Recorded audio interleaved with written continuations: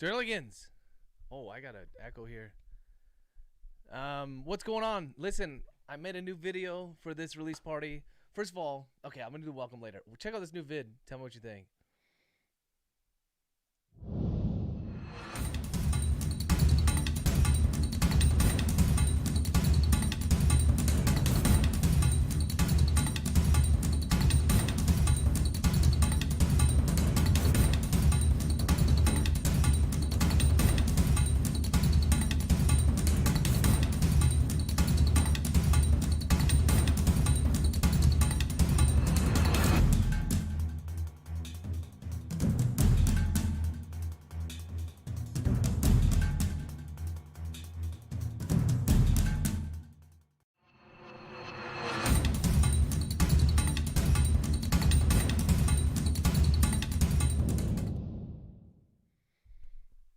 Welcome, welcome, welcome.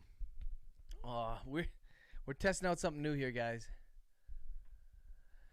Hey, welcome, welcome, welcome. Listen, we're here to celebrate the release of Strawman. We have a very special guest today joining us. I turned down Colin Farrell. I mean, he's hunting for jobs. I feel kind of bad about that. I turned down Barbara Walters, and I got something real special joining us today. There are going to be some tech issues. I know it already. Like, I'm getting this horrible reverb in my headphones, but I got a beverage and I got a straw, so I'm all set. Now, without further ado, I'm going to introduce you guys. Oh, by the way, I messed around with Streamlabs a little bit. There are some new chat commands. You could punch it in. I hope it works. It's going to be like exclamation point Drake, exclamation point Chase, all that kind of stuff. We can try it out now if I do Chase. Oh, okay, here we go. Yeah, there we go. Okay, so that works. I'm going to say hello to a couple people first. Lori, Joy, Todd, Jeannie, Christy, Catherine, Jill, Andy, and Natalia. Welcome, welcome, welcome, welcome. Crazy straw? I know. It's pretty nutty straw. Now I'm going to try to switch over here. Hey. There we go. We good? The special co-host? Can you say something? Co-host. Hello? Hello? And it's our first technical difficulty of the day. You have to say something. You're here. Let's go. There you are. Now I got you. I got you now. Oh, fuck. What a fucking nightmare. All right, can you hear me? Yeah, I can hear myself 3 times. And I love to hear myself speak. You guys know that, but... Oh, my God. Hey, bear with me, chat. What's going on, Alaska?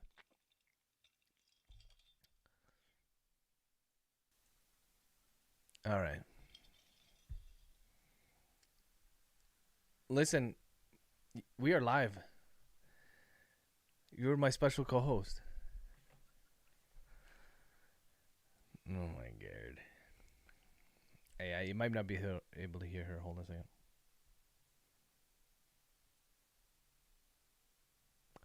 Boom. Sorry, guys, just trying to figure this out. Window capture. I got you, but hold on a second. I'm gonna fix this right now.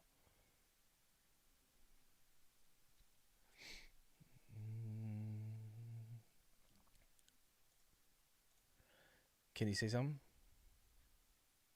Can you guys hear that or no?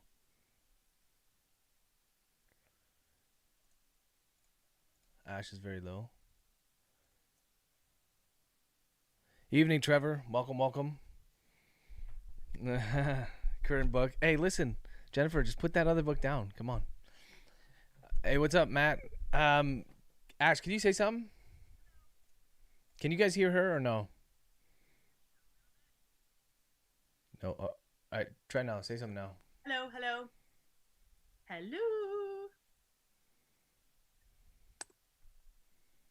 Oh, for fuck's sake. Nothing still? No. Oh, they got you now. Yeah? Hello? All right, we got tons of follows. The lights are going crazy in here. I'll have to hit those later. All right. Oh. All right, chat. Listen, we're going to have 2 giveaways before I forget. The first is going to be if you've bought the book. Where do you buy tokens? Listen, it's bits. You're on Twitch. All right, listen. So we're going to do a giveaway. So anybody who's bought Strawman, at some point you have to write straw in the chat. Just straw, nothing else. And then I'll draw for a signed book at the end. And then the other one, we're going to do a little game, but Ash is going to tell you what that is in a second. First, I'm going to try to get rid of this reverb. Can they hear me, though? They got you. Can you hear me?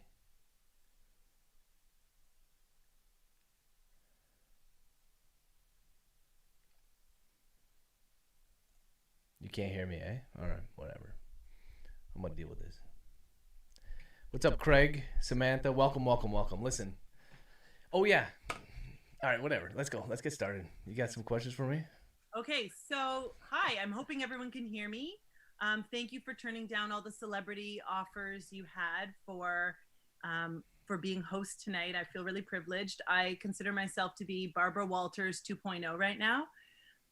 What I'm going to start with is a bit of rapid fire. So before we even get into questions about the book, we're going to get to know you a little bit. I mean, there's been a little bit of opportunity over the last 100 years to get to know you, but maybe I'll give everybody else a chance. First one. What is something that Wait. Do I have to think about this or? Oh, sorry. The rules are you have to answer quickly. Rapid fire means quickly, and you can't hum and haw. So really the first thing that kind of comes to your mind when you get this question. All right. First thing, what is something that people often get wrong about you?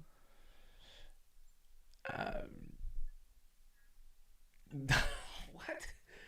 What do they get wrong about me? That people often get wrong about you. Maybe they misread you. Maybe, they think you're something, but you're not. Oh, they think I'm smarter than I am, for sure. Interesting. I would have said maybe the opposite. When I first met you, I told you were smart when I first met you. All right. You were kind of a slow creeper. Over time, I got to know that you actually had a few brain cells. No ums and ahs. Dude, this is going to be impossible. These questions. This is about my book. What is the last show you binged and loved? Right now I'm watching it. It's called Startup on Netflix. It's with Adam Brody, I think. Okay. Should I expound? Or? Yeah. Give a little bit more. Give us a bit more. Okay, so it's about a tech company and some Haitian drug lords come together to start like a dark net sort of thing, but it's pure thriller. Okay. What's a film that you really love? A film kind of, it doesn't have to be your favorite of all time, but a film you really love. Event Horizon.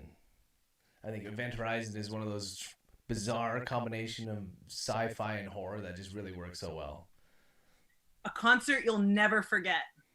You can go back in the archives, back to the I went to, I think it was Edge Fest years ago, and Deftones were one of the leading bands on it, and it was fantastic. Loved it. Fill in the blank. Vulnerability is blank. Weak. Ooh. Okay, I'm on to my final question before we talk about your book. And by the way, is inspired. Bieber was sick. That concert. I went to Bieber like 4 years ago. I loved it. Man, it was awesome. I remember that you were screaming as loud as the 14-year-old girls that we were next to. Okay. So long as I was screaming at them. Okay. By the way, I wanted to say where I got inspired by. If anyone's interested, these questions, these rapid fire questions, are inspired by Brene Brown's podcast series called Unlocking Us. It's really good. Are they sponsoring this? No. At the end of each interview, okay. Well, why are you giving them shout outs? Come on. Just let me get my sources out there. Okay. So my final question is: you're called to do something brave, but your fear is real and stuck in your throat. What's the first thing that you do? Run. One. You just Why do you take so long to respond? Am I getting these wrong? no. There's no right or wrong. Well, I mean, I am taking notes. Vulnerability is Seriously. weak. Gave me a little bit of sure about that. We'll talk about that one later. All right. Because I think vulnerability is important, but this isn't a show about me, is it? Okay. I mean, it might be. Lastly, okay, I'm going to say one last one. What's on your nightstand right now? Remote control. Are you still there? Yeah, remote control. Remote control. Okay. And what's your favorite meal? Oh, my favorite meal's got to be like a nice ribeye with some potatoes. So steak and potatoes. Simple guy. Okay. I keep saying last one, but I have one last one. Give us a snapshot of an ordinary moment in your life that brings you great joy.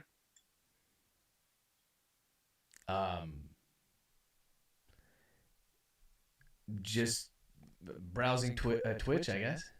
Okay. Just browsing Twitch. That's an ordinary moment that gives. I like the hot tub streams. Like, okay. ASMR in the hot tub. I mean, it could have been something related to your kids, your wife. It could have been like a nice little moment of, family. And all right, so she just got fired. We're gonna go back to Colin Farrell. People want to know what the remote control in your nightstand is for. You sure that I should tell them? They want to know. It's got two settings, high and wow. Someone says underwear. It's the remote control for your underwear. No, it's for the audio. Come on. Oh, okay, for audio. Okay. And as we're about to go into speaking a little bit about the book that you just pressed publish on last night, I want to know, and this is kind of setting you up to thank maybe a few people, what is the one thing you're deeply grateful for? It doesn't have to be me. There are many other. You literally came up with all these questions so I could answer like wife and kids. They're beautiful. I love them. I told you, these are Brene Brown's questions. I'm inspired by them and I'm using them. So I'm getting killed here. I'm getting smashed. My own chat is roasting me. So one thing you're deeply grateful for.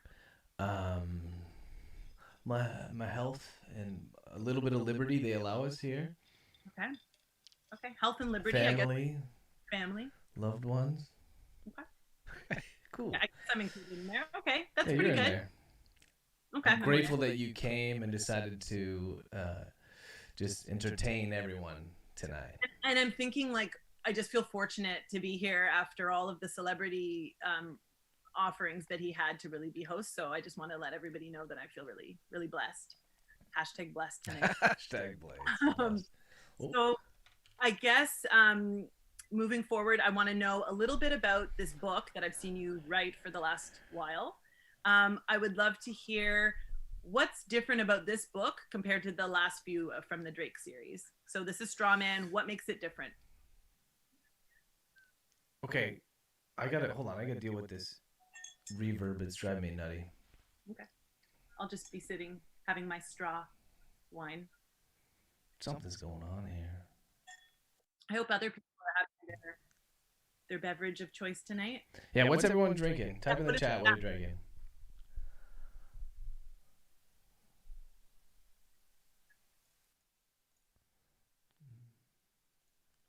What are you drinking? I'm not seeing. Can you not see the chat?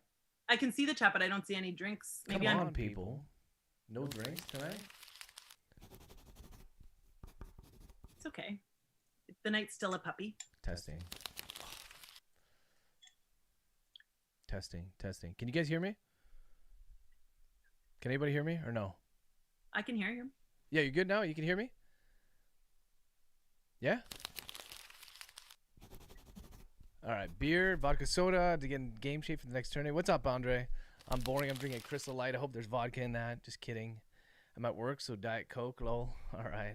All acceptable. Yeah, water even. Keep hydrating. Black cherry water. Yeah, that's what I'm having as well. Black cherry water. As you can see, my face is already lighting up here. Okay, you guys can still hear me, right? I managed to fix that reverb. Yeah. Nice. Okay, so listen, I was thinking about this the other day. If anybody was on my Twitch live stream yesterday, they might have bourbon. What kind of bourbon do you have in there, Demo? You might have heard me say this, but listen, I was looking back at the last few Drake books, and I think about Prized Fight was more like a mystery book. It was you know who you know who. I'm not doing shout outs. Listen, if you want shout outs, you got to go buy the book, and then I'll give you a shout out. Prized Fight is like a mystery book. You know who did the crime, but you don't know what the circumstances were around that. Basically, you are trying to figure it out as the detective, as Drake figures it out. And then you have all kind of the nuance there. And that's the 8th book in the Drake series. And the 9th book is Almost Infamous. That's the most recent one prior to this one. And that one, I think about 50% of the book was from the killer's perspective. And it's inspired by a true story, the Luca Magnotta story. I don't. Oh, the worst. Yeah, like someone emailed me and say, like, is this the Luca Magnotta story? Is it like based on that? And I hesitate to say based on it, just because I'm dealing with like actual victims and their families, so I don't want to pretend to know what they were thinking, that sort of thing. I don't want to pretend to know how they're feeling about it. So when I do write those characters in, it's not like I'm taking them from there. But the idea of the Luca Magnotta, which is basically this guy is obsessed with becoming famous, and he pretty much goes to every possible length to get famous, every debaucherous means to get there. And so that book is really about his character and how he turns from, I mean, there's something wrong with that guy. And I'm speaking of the guy in the book, Tobin Tomlin. There's something wrong with him, like intrinsically wrong with him. But you could see how a lot of people who are obsessed, who are doing like live streams, and they're getting their wives to, do their TikToks. By the way, you got to hit my TikTok. It's on fire. You see how people get obsessed with that, right? And it becomes their sole purpose, like the Logan Pauls, that sort of thing. So that's what that book is about, kind of this degeneration of this character into, sadistic and murderous ways. And then this one, although this I said this throughout like the last few weeks when I've been pumping the tires in this book, dude, it is really graphic. It is really raw, but it's also sad. I thought about writing this book way back when. I'm not gonna do any spoilers because I got some trivia question for you guys. So, but in the previous book, when one of these characters kind of came to the fore, I added some little Easter eggs, I like to call them. And then this book was primarily about one of Drake's friends, not so much Drake, and it really deals with kind of the element of change and how certain events change us. And then also, there's the typical boozing in there and graphic violence and all that. But it's pretty sad. So, does that answer your question? I lost track. Yeah. It's very different than the last few, I guess. The Drake series actually gives me so much flexibility. I mean, at first he's a detective, right? So he has to follow the rules. And then I was like, okay, whatever. Now he's a PI because he got thrown out for not following the rules. But there's just so many different cases that a PI could possibly get. And in this one, he gets drawn back in the NYPD. Again, spoiler, I'm not going to do any spoilers, but basically there's a crime that the NYPD has some sort of conflict of interest and they can't investigate. So they reach out to Drake and they get him into the fold. So he's really dealing with the police element. So it's kind of back to that, which is nice because he hasn't been in the police force for like 5 or 6 books. Whereas like the previous one, he was hired to basically, in Almost Infamous, he was hired to find this old woman's cat, and things went, downhill from there. And then in Prized Fight, the book before that, he was really, there was this boxer who was in the ring and he ended up killing somebody, and they said, well, you murdered him, and then, he has to kind of investigate that. How do you buy the book, Miranda? I can't, you know what? I'm gonna go into the chat here on Facebook. I'll hit it up. And while you're looking at that, I just wanted to let everybody know that I tried on Netflix to watch that Netflix documentary. I'm gonna go into the and Pat chat here on said it was forbidden. I couldn't watch it until I read his book, so I still haven't. And while you're watch the documentary, the one based on the Luca Magnotta murders. I also was horrified by the news when it was even on the news, so I'm not even sure if I can stomach it. But now I have the documentary and Pat's book to entertain me moving forward. Yeah, it's pretty brutal. The whole thing, the whole story, it's disgusting and horrible. That's one of the things I'm kind of conscious of when I'm writing these books. Especially there's a couple other books that were based on real life criminals. The one is Devil's Den. Devil's Den is based on the toy box killers from Albuquerque, and so I'm conscious of the fact that people actually died, man. This is no joke. But I mean, these are just fictionalized books. That's basically where I come up with. I'm like a true crime junkie. I love true crime, particularly the podcast medium. So I am, yeah. So I am. I'm listening to those all the time, and I often take multiple criminals, multiple murderers, whatever the case is, depending on which book it is, right? And then I combine them into one, and then I kind of I ratchet it down a little bit because the true crimes are too gross for even my books. Andrea asked, "You have the book on Kindle Unlimited? Does that count? We'll see. We'll put up the judges. I think so. Yeah, I'm gonna put everyone's name into a draw, and then at the end, whoever bought the book will get a signed copy. I'll send them something. Not that book, though. Something else. I don't even have it. Yeah, serial killers are fascinating. Most definitely. I'm just going to answer a couple questions. I see so many people commenting in the chat. It's amazing. Okay, Julie wants a shout-out. It's her half birthday. That's not a thing, so that's the only shout-out you get. How do you buy the book? Miranda, I pinned it. It should be on Amazon under Strawman. There are a couple other books called Strawman as well, so just put Strawman Logan. I mean, you guys, literally, I go into Amazon, and because I don't want to get into it, but there's some fuck-ups with the pre-orders lately. Not my fault.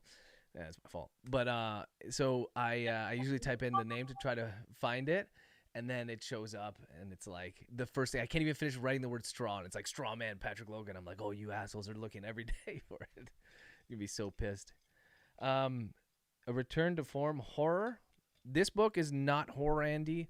People often ask me that related question. They say, like, what is horror? Why? How is horror different from thriller? And my answer is always the same. One is that a thriller, you almost always lack a supernatural element. Horror can too, but in general, that's the difference for me. And also, I think more stuff happens off the page, so you have more kind of gore and stuff like that on the page. So this one kind of bridges bridges the gap. Hold on. I know you check every day. Listen, guys, it was a tough year for everybody, not just myself. Victoria has a question for you. Can I ask you a question, courtesy of Victoria? Yes, I'm reading it now. Yeah. So please tell the chat because how many books of mine you've read, and as a reminder of the chat, there's something like 52 maybe. I don't know. Lost count. Let you know that these are the only books that I will read. I am devoted to my husband, and this is all that I will read. She hasn't read any of them. When I do get around to reading, when I'm not. What about audiobooks? I have audiobooks too. When I'm not making sure our household, is in working order, and when I do get a chance to read, it'll be a Patrick Logan book. I have read quite a few. Actually, I think I've read every single Chase book, a few Drake books, and 3 Beckett's. So Wild Zero. You're welcome to quiz her on it. Well, okay, that's a whole other story. I can't even remember an episode of my favorite show that I watched last week. So no, we're not going to do a quiz about contents of the book. But I will say that when I do sit down with a book, I enjoy them a lot.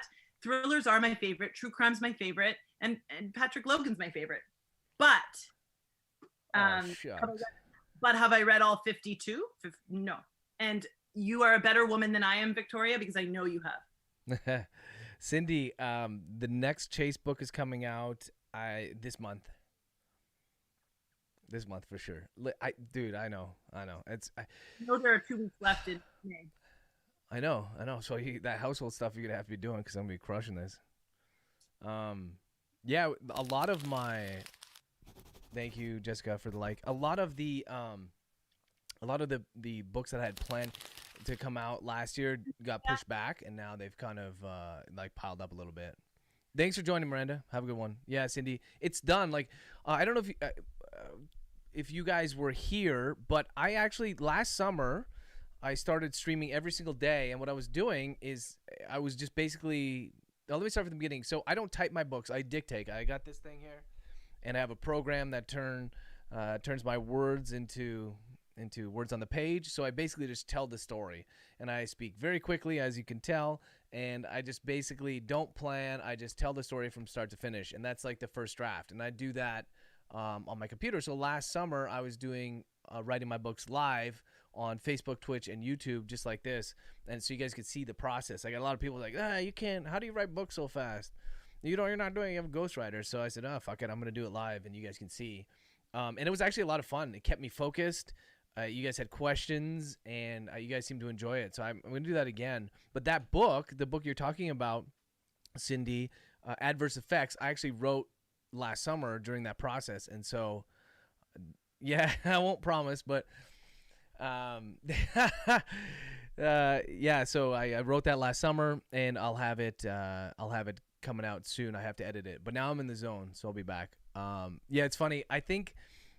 If you guys read my books closely, like Drake and Almost Infamous was like, the first rule of being a PI is you can't promise things, and it comes up again in this book. And so I was thinking to myself, man, if this were a Beckett book, I would write as a police officer, a PI, or an author, the only thing you can't do is promise, because gets you in trouble. It's all about expectations, and I think you guys were spoiled, though. You guys were spoiled in 2019 because I was putting out so many books. I got burnt out a little bit. Yeah, but Cindy. It's Pat. It's all about under promising and over delivering. That's like the you haven't learned that yet, but the live streams over time got you to be a little bit better at that. Yeah. A couple more questions, I guess. Mm-hmm. Cindy says, don't you have a? Sorry, I bumped up there. Don't you have a couple of books with new character? Yeah. So Tommy, I have one more Tommy Wild book to write, and that'll be the end of his series. And then I have a couple new ones coming out with female protagonists that I think you guys will really enjoy. One of them I'm super excited about. She has multimodal synesthesia. If you guys aren't aware of this, it's like a medical condition whereby your senses are very mixed up, and it's hard to understand, but basically you can taste colors, you can smell sounds, and that sort of thing. So she uses this to her advantage to solve crimes. Super excited about that. I have not read any of them. You enjoyed the live streams? Thanks, Jessica. Yeah, they were fun. I really enjoyed them too. And like I said, there are a lot of advantages for me as well. So I vote for them. Yeah, they'll come back. Right now, so that's the thing too. Right now I'm editing because I want to get these books that I've already written out. And so I might do like an editing stream where I show you how I edit books. But that's not as interesting just because I'm not speaking to you guys. I'm actually using these sausages to type away on the computer. My process is generally, though, I do like almost, I want to say stream of consciousness, but I write the book from start to finish, no stops, very few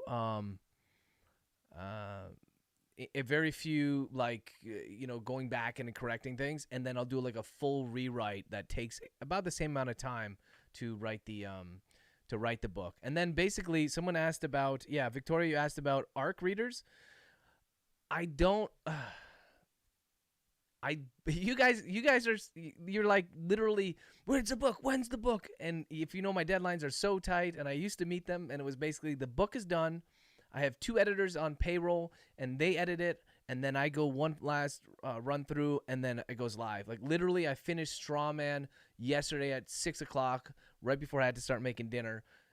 So I basically finished the end, and I wrote the author's note. And author note is the most difficult thing for me to write, other than the whole book. And I'm always like, "Excuse me, Ashley, come on up. Read this, make sure I don't sound like a complete knob," and then I'm so burnt out, make sure it doesn't sound so stupid. And once that's done, I literally upload it, and then it's in your hands. So I don't know if I'll ever have ARC readers, to be honest, just because of the schedule I have or try to keep. I think I know a lot of people have some success with them and they enjoy them, other authors, but at this point, probably not. And it's just a timing thing. I'm gonna keep going through questions. That's all right, there, moderator.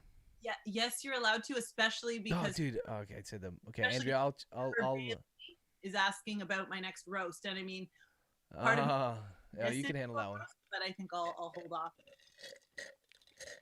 Andrea, I'll fix that. It just happened. It's supposed to be Melissa, I think. Yeah, it's one person. Yeah, it's one person. Sorry, I'll fix that. Thank you, Julie, for the comments. I got someone on YouTube. What's up, Neil? Yeah, the book order. Yeah, like, dude, I always try to search for that and find the list, but that's the correct list.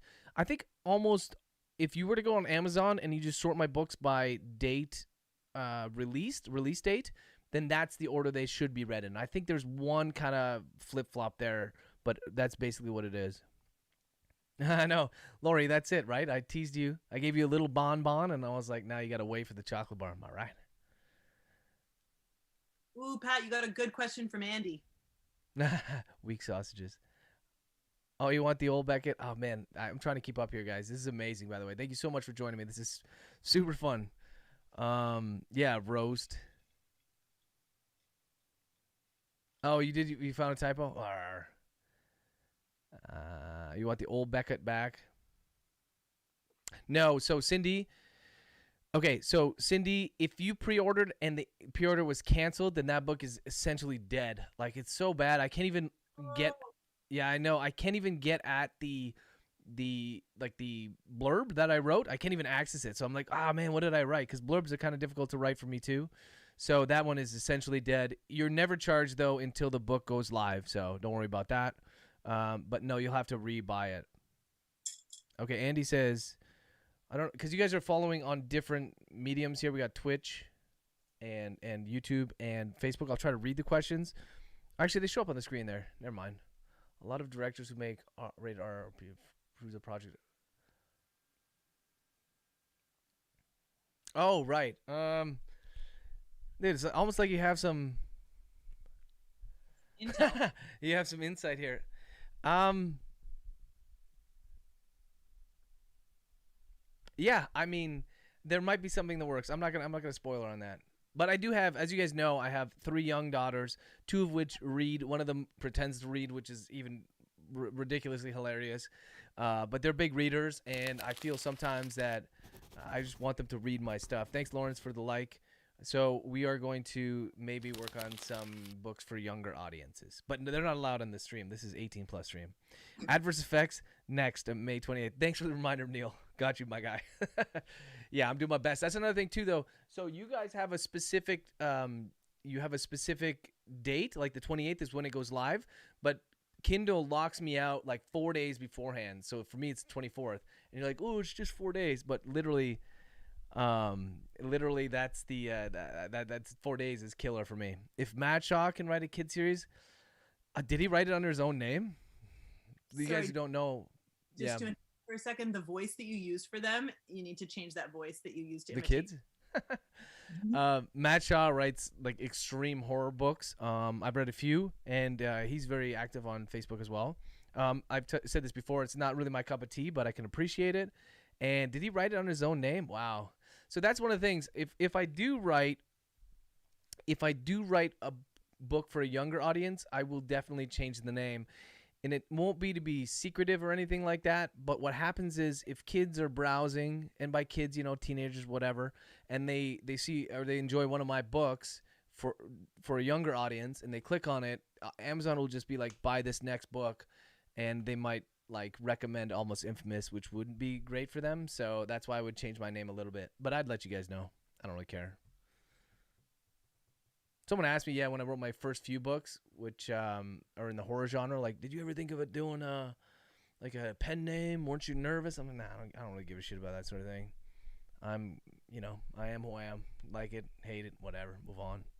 Yeah, people get really angry. Like, this brings me to Amazon reviews. They like, my books, they have a great reviews. Now, they have some bad ones too, but like people are just so fucking angry. They're like, this is the worst book I've ever read in my whole life. I'm like, is it though? Like, really? Like, you fucking picked it up when it was free? Like, shut up. How often do you read the 1-star reviews and your reviews in general? Yeah, I used to read all when I had very few reviews. It's killer, and for whatever reason, the dopamine serotonin mix up in my brain. If I read 100 good reviews and then one bad one, I'm like, fuck this shit. This is horrible. How am I so bad at writing? But I don't think there's really, at this point in my career, right? I have 52 books under my belt. I've sold a bajillion copies. I don't know if like reading my reviews are really going to help me in any way.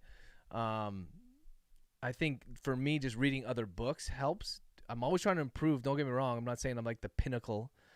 But I think reading someone's reviews, like, look, you look at the best books of all time, like Catcher in the Rye. They have thousands of 1-star reviews. They're like, this is garbage, and so how would they ever benefit from that, right? So I don't read my reviews at all. I really, actually, when a book first comes out, I'll read the first few. I'll just check the score rating, see if I didn't really go off the rails somewhere. But at this point, I mean, yeah. Like, I'm confident that I'm doing the right thing.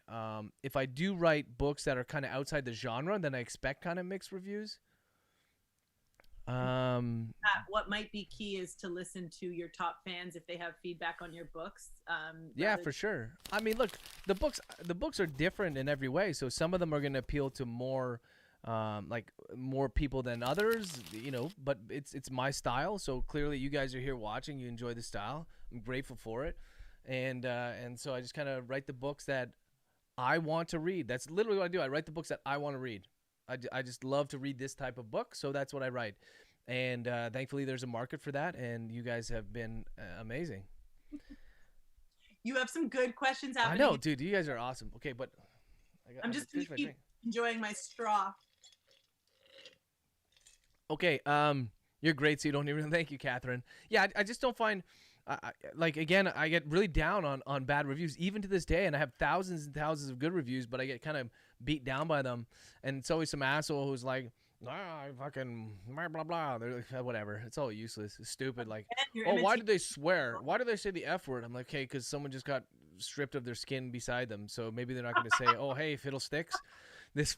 What a bad day I'm having today. I can't stand that stuff. Oh, pooey.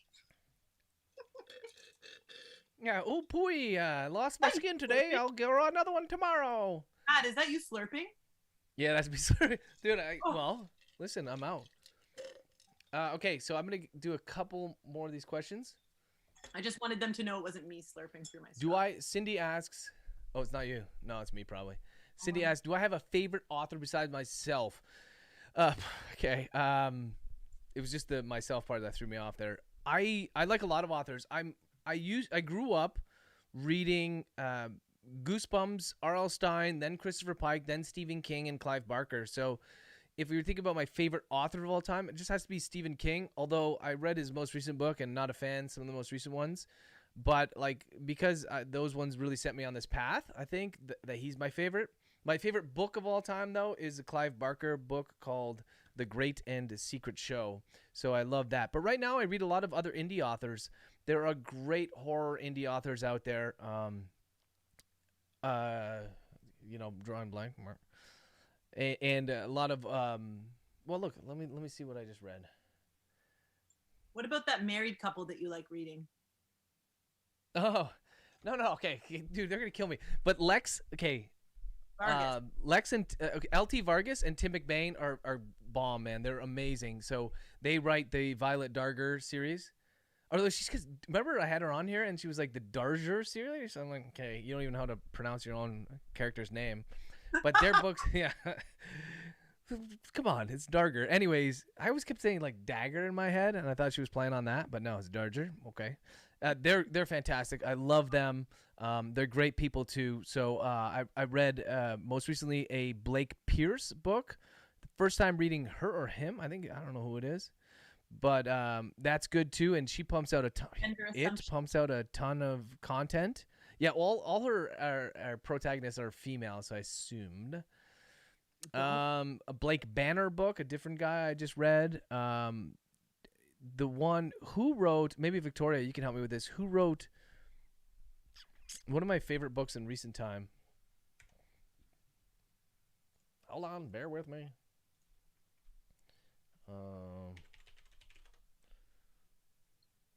TikTok. I think it was a T.R. Reagan book. No, who was it? It was one with the eagle on it. Well, anyways. Lots of great authors out there. I like to focus on indie authors just because I think that their product, I don't want to say it's I can't generalize indie versus, traditionally published, but I just find that they are more, because being an indie author allows me to put out content without kind of this huge bureaucratic like machine doing its thing. I can I could put out more relevant content, faster content, so it's more up to date. And so I just focus on indie authors, and because I'm an indie author myself, right? So I'm seeing what works for Kind of them. like the support local thing that we're doing now.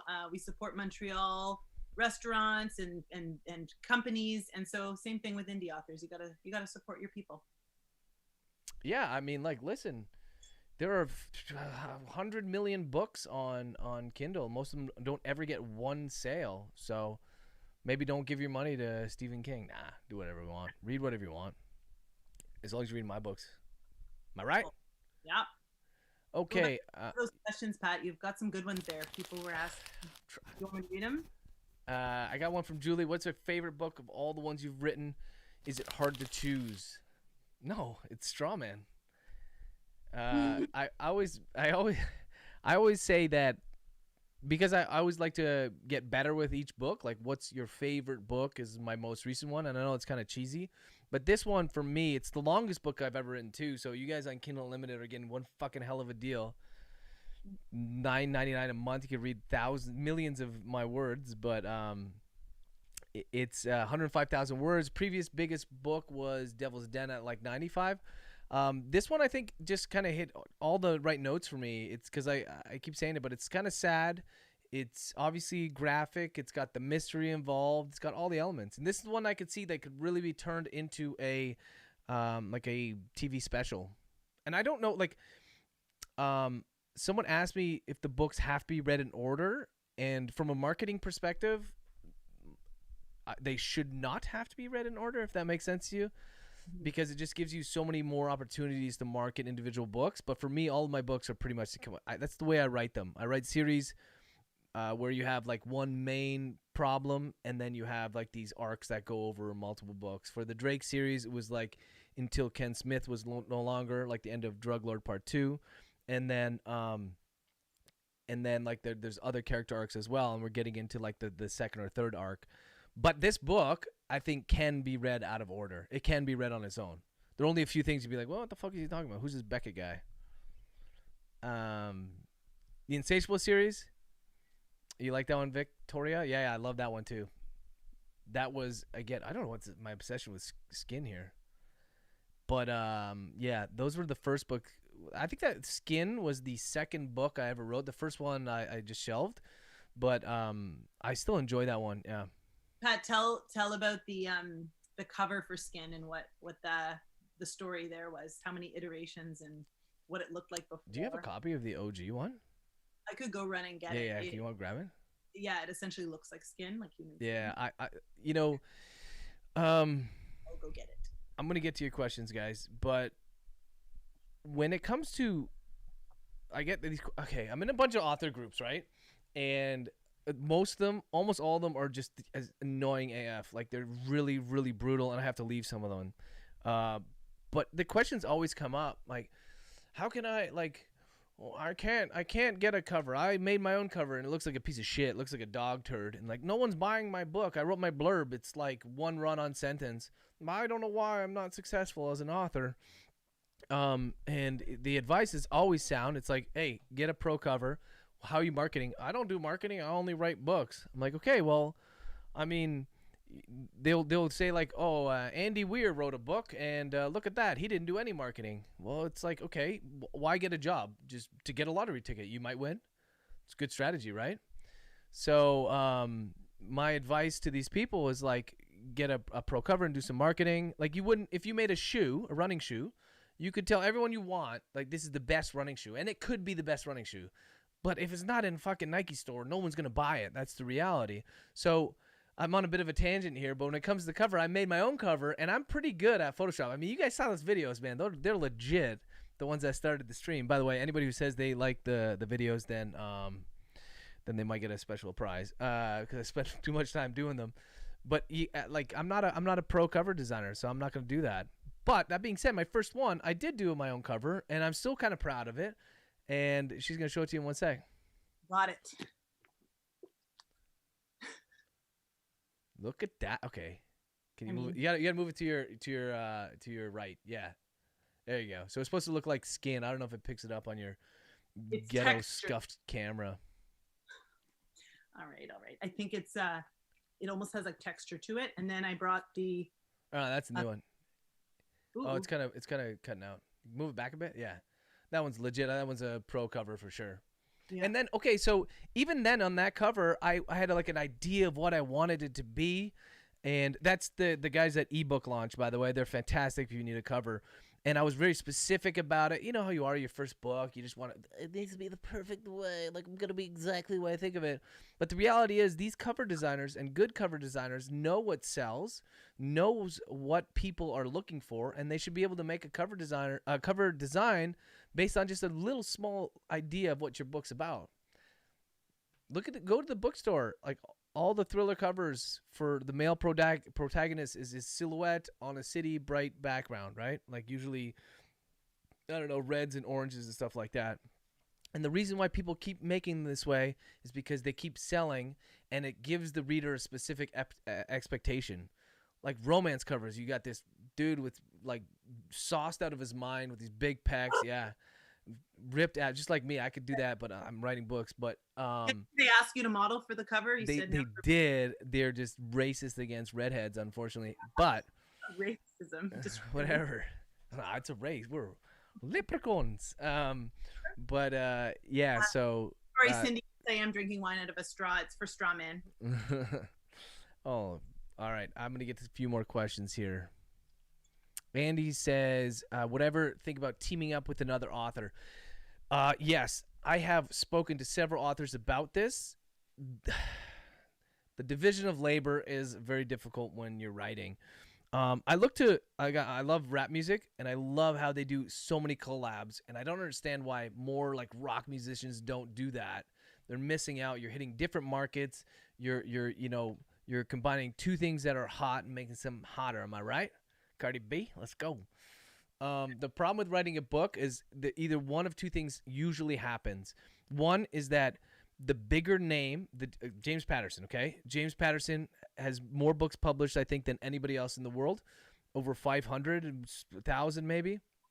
He does not write them, guys. He puts his name like this on the cover, and then with whatever, John Q. Smith or whatever.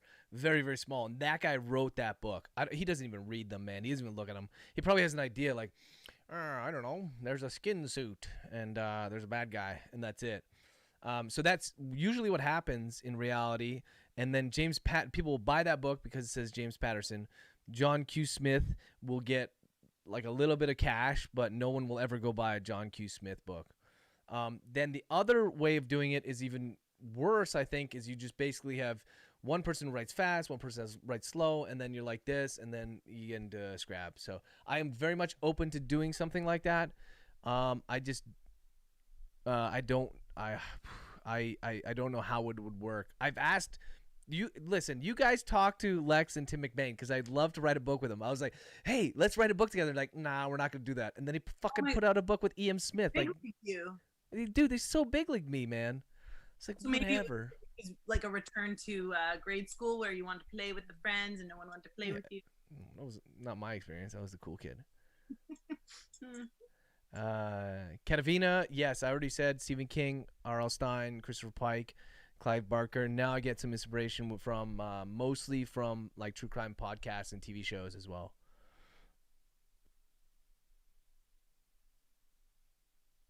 No. Unfortunately, Amazon does not let me sell wine decanting straws with the book Straw Man. And it's really not appropriate. Like, let's be honest. It's nothing about straws. Okay, there's a little bit of straws. You'll avoid me having dead teeth and dead lips and having a feeling that that might be the only link there. Well, Cindy, I hope you continue to read them all. Oh, thank you. I saw that next. Christy, so question for you. You said you've read all my books except for The Insatiable and the Wild series. What's going on with you guys, man? The Wild series I wrote, and I love that series. It's so super punchy. It's like literally a TV episode each book. It's fast. Every chapter kind of ends on a cliffhanger. The character is interesting, but for whatever reason, it doesn't sell that well. That's just one of the reasons why I had to shut it down, unfortunately. There's always this balance, right, guys? I get this question too, like, Do you write what you love or what sells? And it's always a mix of the two. This is my job, so I can't write esoteric, romantic, sci-fi, hentai porn. That might sell actually, but you know what I That's what mean. you've been writing for the last year instead of publishing. No? Imagine. Would I could ever consider doing a crossover with? Yeah, I think a crossover could work. That's again the kind of co-authoring thing, and I would love to do it with Violet Darger. Just I love strong female protagonists. You like the voice of my bad reviewers? Yeah. I have read Michael Brent Collins. I really like his work, and Ian Rob Wright as well is another horror guy that I really enjoy.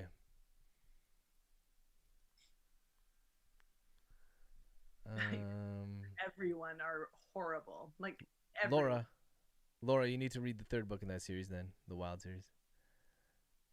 Oh, okay. So, Vic, come on. There's a new book out. Dude, it's getting really hard for me to do crossover books within my own. That's Anne Fraser. Yeah, okay. Sorry, I'm jumping all over the place. You guys got me excited, man. It's really. Should I reel you in here? Should I reel you in a bit? I mean, No, we're gaining viewers. Let's go. The algorithms are kicking in. Tickle them Malgies. Let's go.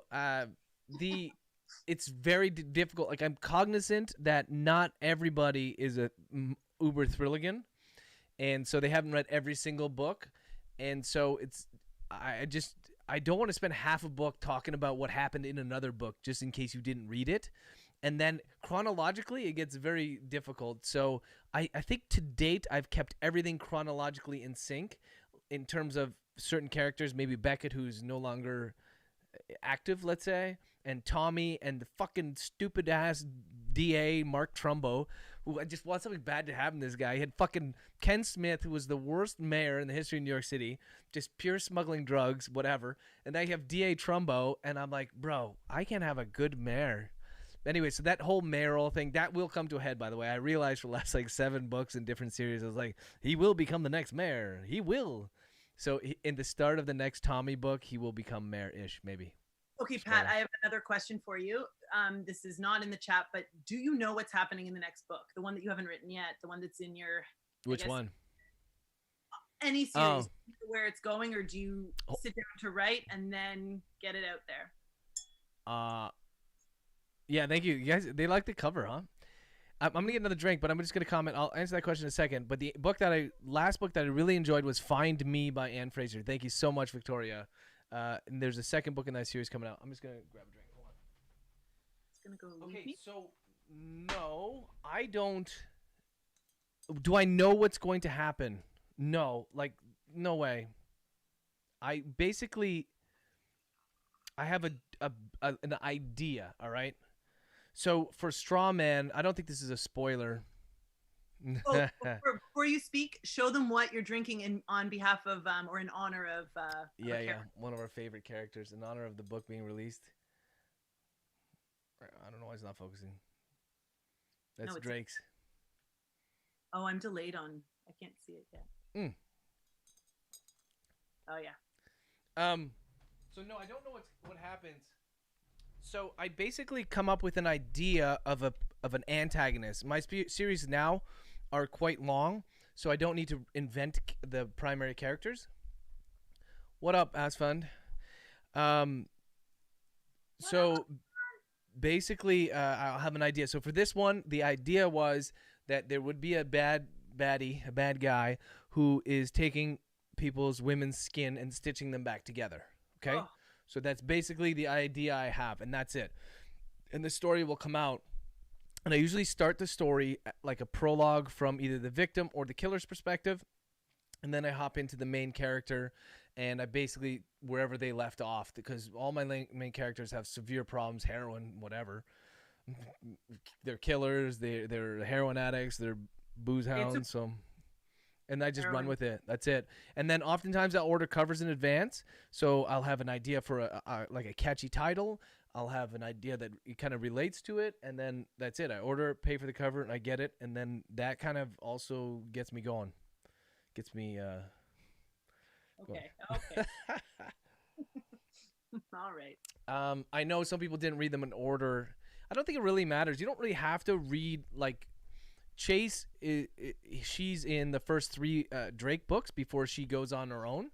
So I don't think you'd have to read those first 3 books, but in order to enjoy the Chase series. But I mean, everyone wants more Chase. Am I right? Am I right? Oh my god, I'm so behind on these questions. It's, by the way, Pat, is it confirmed that Chase is your top selling series? Yeah, Chase. So if you guys are interested in actual numbers, Chase outsells everything else by a magnitude of 10. You know what? Someone asked me earlier, or something related to like business or pleasure, something along those lines, or I just talked about it. You know, if 2 years ago, if I just continued writing Chase books instead of writing other books, then that's a pure gold mine there. But instead, I kind of branched off. I'm getting back to her. Regrets? No, not regrets. No, they're all no. You don't live life like that. I don't do regrets, man. Oh, just make the right decision. Yourself, your voice is awful. That's my voice in my head. Hey man, bro. Hey bro. Ooh, that's awful news. I love the Wild series too, man. It's so fun. Tell me Wild. Basically, that character arc, even though it's abbreviated, he goes from a regular guy, and I love these types of books, right? And shows and movies, whatever. It's you have a regular guy or regular-ish. Usually got some special talent, right? And he'll get thrown into a situation where he just can't get out of it without completely changing into something bad. Like, think Breaking Bad. The guy was a normal dude who had cancer, and he had all the best intentions. In Tommy Wild, he's a nice guy, and his brother asks him for help, and he ends up getting like sucked into this void where you just can't get out of.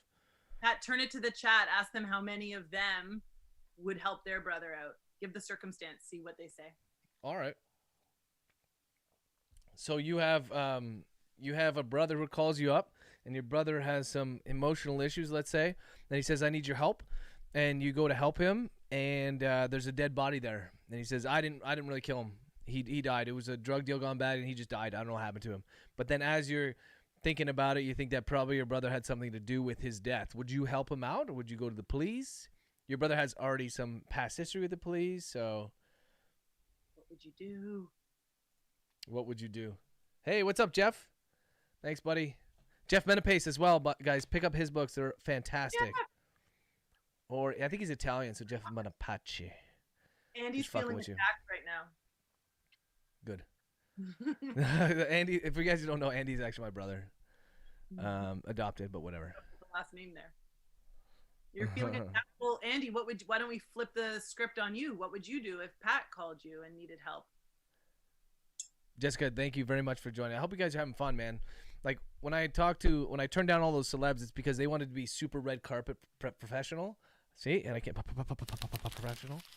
Thanks, David. And I was like, nah, that's not the way it's gonna be. That's not me. Let's have some fun. So you found the Barbara Walters 2.0? 0.5 version. Yeah. Oh, so Pat, you've got some good responses. Hey, what's up, Johnny from Texas? I'd show up with shovel and gloves. Oh, that's so sweet. But what if it was the other brother that was the dead guy? All right, whatever. Oh, what body? People are saying most people are there. My brother's on his own. I mean, I know what I would do. But yeah, I know it's mixed bag. Most people would help them out though, right? I mean, it depends. If you think your brother or whatever sibling, this person you really care about is going to be some sadistic killer and they really something wrong with them, then yeah, you're probably just going to turn them in, man, for themselves as well. Oh, us fund. Feeling it today. Feeling the... Oh, Jeff Menapace. Okay, Jeff Menapace. We got to talk about doing crossover books. Jeff's got to fucking pick up the pace, man. He is worse than me when it comes to putting out books. So slow. So slow. Come on, buddy. You don't like it on you. I'm judging.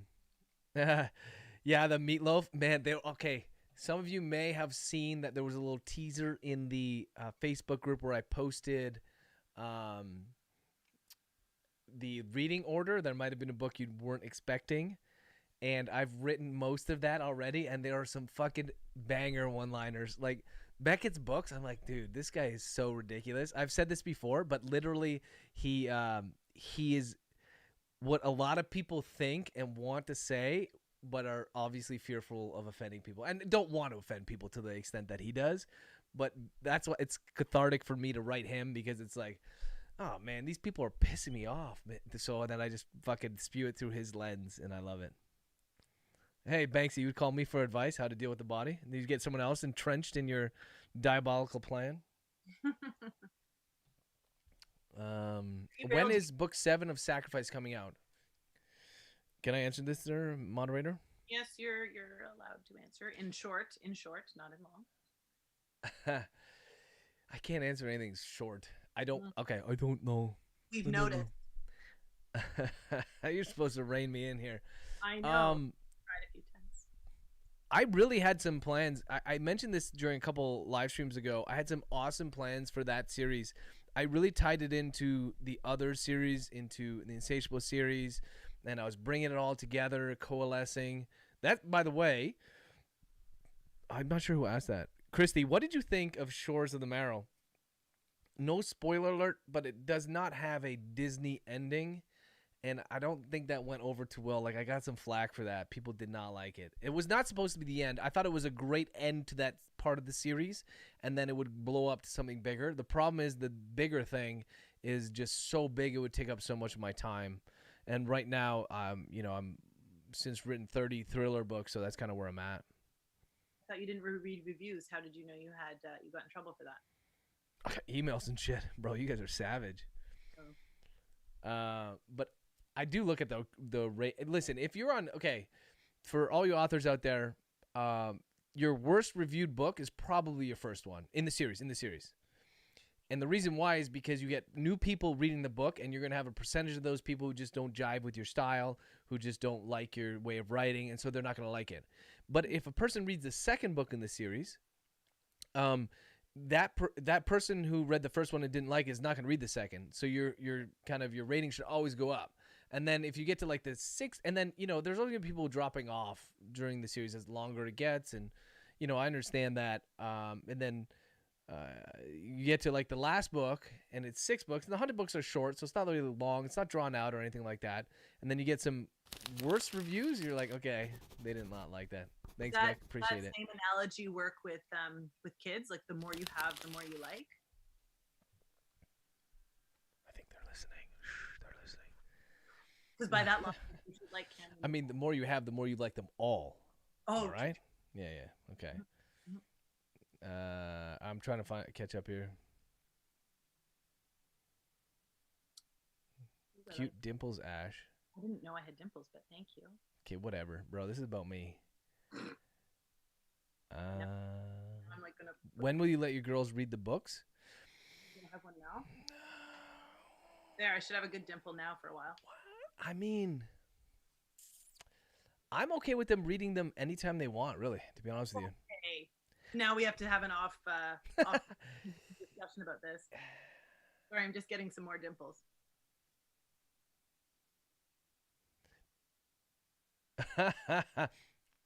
Thanks, cute dimples, man. Look at these are just fucking chubby cheeks. Let's go. Victoria, I'm with you. No, of course not. This is not alcoholic. You can't do that on Facebook. Twitch, maybe. Victoria, I'm with you too. I love long series, and I know, like, okay, so when it comes to TV shows, you do have this problem. The more popular a TV show gets, and we've seen this with Game of Thrones, of course, you literally, the more it costs, right? So you have the expectation of better scenery, more special effects. The actors, of course, are going to want more money because the series is making more money. And then you get to this point where even HBO can't afford to put on the show the way it was put on. But when it comes to books, because the initial financial output is so low, you could have them go on like forever, right? And you're going to get some drop off, and it becomes an opportunity cost at some point where basically, people are getting bored and they're going on other things, so I should write other things. But I love long series TV shows, long series book series, that sort of thing. And I know other people don't like it. They're like, oh wait, this TV series has 6 series, this TV show has 6 series. well, I'm not gonna watch it then. But I'm the opposite. I'm like, okay, now I can get really invested in these characters. Who's your favorite character, Pat, out of all your books? You're allowed to pick favorite, Beckett. unlike Beckett for sure. I just really? told you, like, he's just so much fun to write. And basically, when I do some of my edits, I'm like, okay, like Drake can't say that. He can say a lot of stuff, but he's not gonna say, he's not gonna go overboard with these things. And Beckett is just like no filter, say whatever he wants, whenever he wants it. Well, then it's a shame that his series is done. He's your favorite. Yeah, 15 seasons is a lot. But when it comes to sorry, Victoria, the question or the comment is that she finished 15 seasons of Supernatural and wants more.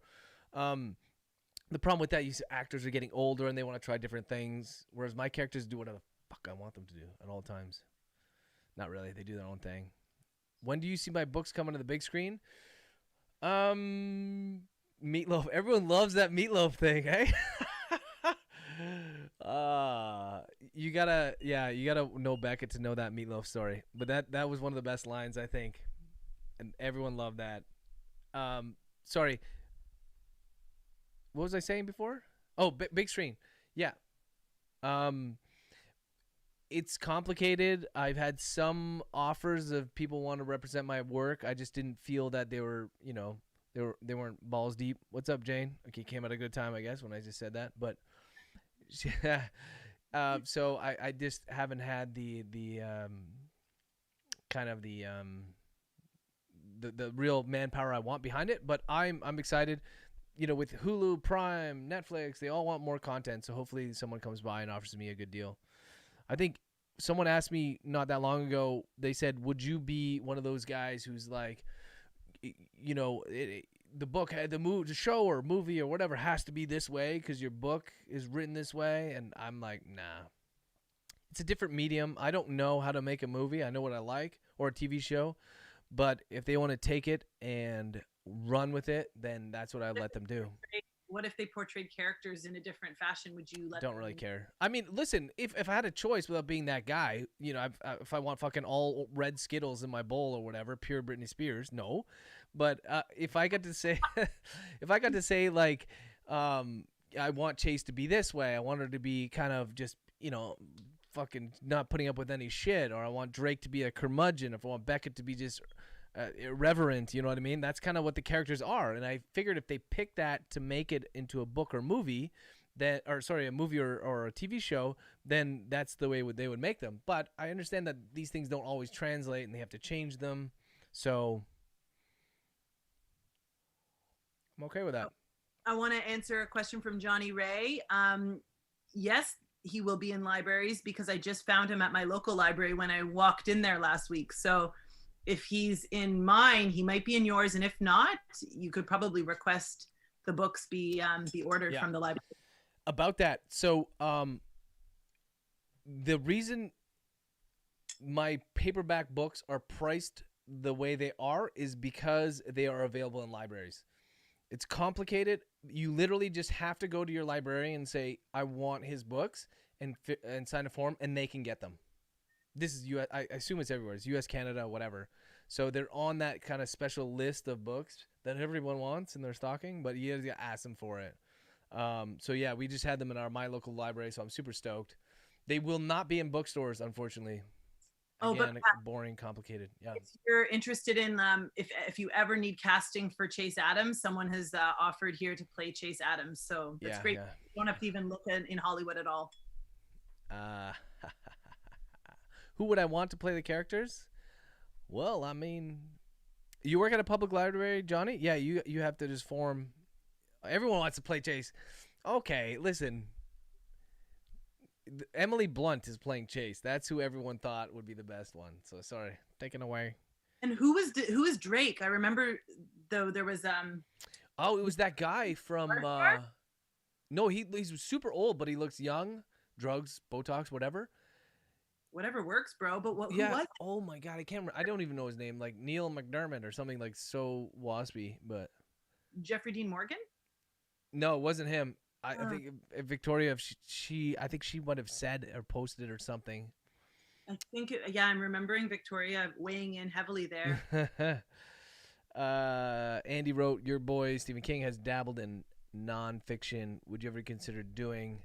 Man, I spent 13 years writing nonfiction. I wrote textbooks, articles, papers, all on ocular tumors. So no, I'm not going to do that again. But I am working on a YouTube series for authors. They're going to be, yeah, it's Dylan. Thank you, Andrea. Yeah, Yes, yeah, you Andrea. nailed it. Dylan McDermott was Oh, the, that was gonna bug me. yeah. Thank you. Look, Andrea. everyone knows. Look at this. We got some Oh, real Thrilligans. Catherine! You guys are legit. I am gonna do a YouTube series for authors. It's gonna be just punchy, just, I mean, nothing revolutionary, but it's gonna be more videos. Who the hell is Dermot Mulrooney? Okay. Oh no, not him. He was in my best friend's wedding, which I watched 9 times in the theater when I was 14. The thing about my characters is they all are around my age. What's that? Don't ignore my fact. Yeah. Okay. Whatever. Isn't this about me? No. Yeah, you're right, Victoria. That's someone already mentioned his name. The guy from The Walking Dead. He would work, but he's younger though. Drake is younger. He's strangely around my age, but like all of them are.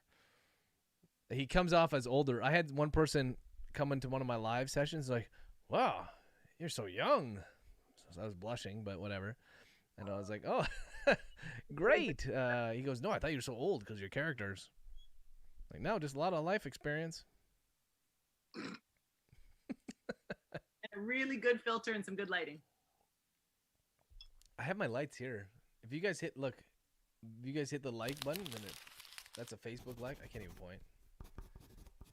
This is the most confusing. Are we able to change the lighting? Yeah. If you type in the chat exclamation point and then a color, it has to be guy colors like red, orange, whatever, then the lights will change. So you write exclamation. Okay, it's not that hard. Well, it's hard trying to. No, that's a like. Thank you, Lori, for the like. Did that work? Like I just did red, so and you did green. Yeah, there you go. Did it All turn right. green? Listen, you're supposed to be the host here, not messing around with my lighting. Fun. Yeah. What are guy colors? I'm not a day over 40. No, I'm 28. Guy colors are like because have some assholes in the chat or put like turquoise or aquamarine. I'm like, these are fucking lighting panels. Like they don't know that shit. It's red, green, blue, orange, white, whatever. Okay, Pink. well, we'll have to work on your. Did pink work? Language. Oh, it's already pink. Victoria. Yeah, right. Maybe it only works in Twitch. I don't know. All right. Any more questions, guys? This has been so much fun. 28 for life. That okay. All right. Now I'm getting chirped. That's right, Lindy. He means not magenta or chartreuse. That's exactly what I mean. Guy colors. Speaks your language. Sorry, was that sexist? I don't know. Who knows anymore? Mm-hmm. Yes, it was. It was not DNI. No, Meatloaf cannot play Drake. No shot. First of all, Meatloaf, I think he's like 103, 400 pounds last time I saw him. Oh, and Drake is spelt? He mimicked my life story. So remember he was like drinking a lot and then he was like, no, I gotta stop drinking. So he stopped drinking and then he started like working out and then it was like, nah, whatever. Forget it. Except I just kept working out and like no drinking. Let's go. Did he run a marathon? It's so funny you said that because I think in this book I mentioned that he did run a marathon. I thought, okay. So I guess, I mean, we're not even going to go toward the question of are the characters representing people in your real life? I don't even want to go there anymore. It makes me very upset. So we'll just keep going. Oh yeah, for for you guys who always ask me like, yeah, I still got the hot check for sure. Like, are the characters based off real people? They always 100% are based off real people. But they're amalgamations of lots of people, except for one.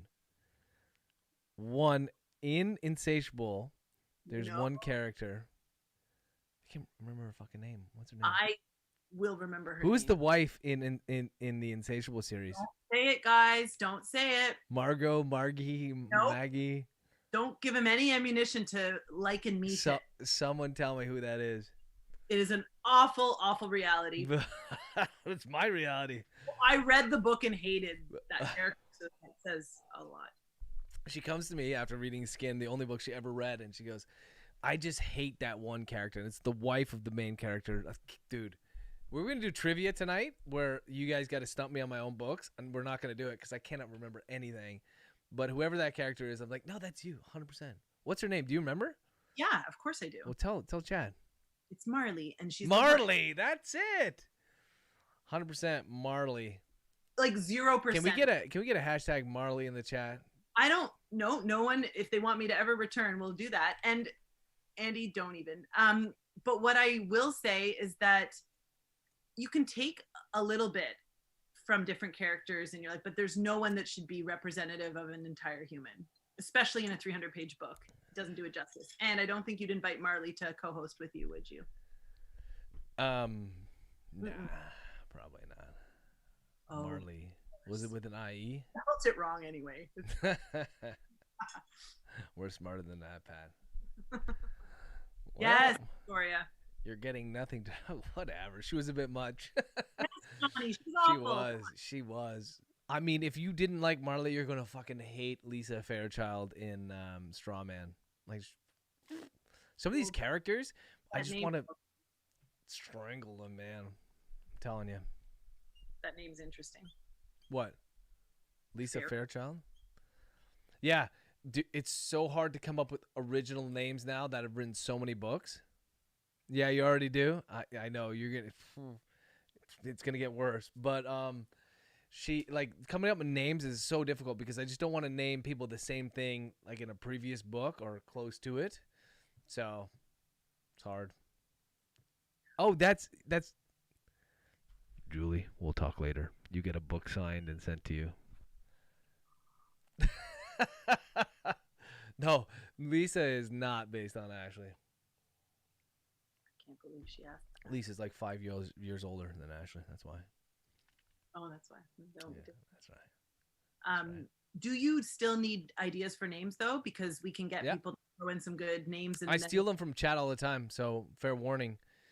I took okay, none of these, but Pettibone. Never heard that one before, Kathy Pettibone. Lisa is a bitch. She is a bitch. I think so. One of the things that I want to do in the near future is I have this idea for doing a 24-hour. You guys, if you've seen me live stream write my books, you know that it gets super, super hairy. João? Yeah. Dude, come on. Wow. That's how you pronounce that. I know. But like, if you see me live stream, it gets hairy, it gets hectic. It's like blah, blah, blah. And I want to challenge myself. I love challenges, both physical and emotional challenges. So I think I'm going to try to do a book in 24 hours. And if I do that, I'm going to live stream it. And in that case, I'm going to have some cool like perks. If you guys sign up, it'd be like, name a character after me, like live. It'd be like, boom, take it, boom, boom, boom. You want to be dead, alive, whatever. Pack up the kids and leave. Kathy, I said it. Yeah, exactly. It'll be a 24-hour stream starting from when I wake up at 11:30 early at 11:30 a.m. and it'll go all the way till I'm kidding, 10 o'clock, and then we'll roll through and we'll get a whole book done. I'm super excited about that. That's gonna be an awesome challenge. Me too. Yeah, Amy Cross is crazy too. I really like some of her work. Alex, I don't want to pick out any names, so disregard name I just said. But there was no fucking way that some of these authors are writing as many books as they do as quickly as they do. They are conglomerate authors. You guys have to see that. I don't think it matters. It doesn't matter. But if you like the book, you like the book. Yeah, hashtag 4 kids, hashtag 3 kids. Hope against hope. Yeah, there are a lot of... So to put some context, Amy Cross is one of the most prolific authors I think, of all time. She is a horror author who puts out a book every week or every second week, and she's been doing it for forever. I could pee, Heather. Um, and and she's been, doing it for so long. And I think when you write that quickly, and I'm guilty of it to some degree as well. You have these certain phrases that come up and come up again. And hers, according to Alex, is a hope. What is it? Hope among hope or something? Hope against hope. Hope against hope. That's what her characters always say. But I mean, she's doing well, and people like her stuff. And I've read some really good books that I've enjoyed of hers. Another horror author that I like is Jeff Strand as well. Just for the record.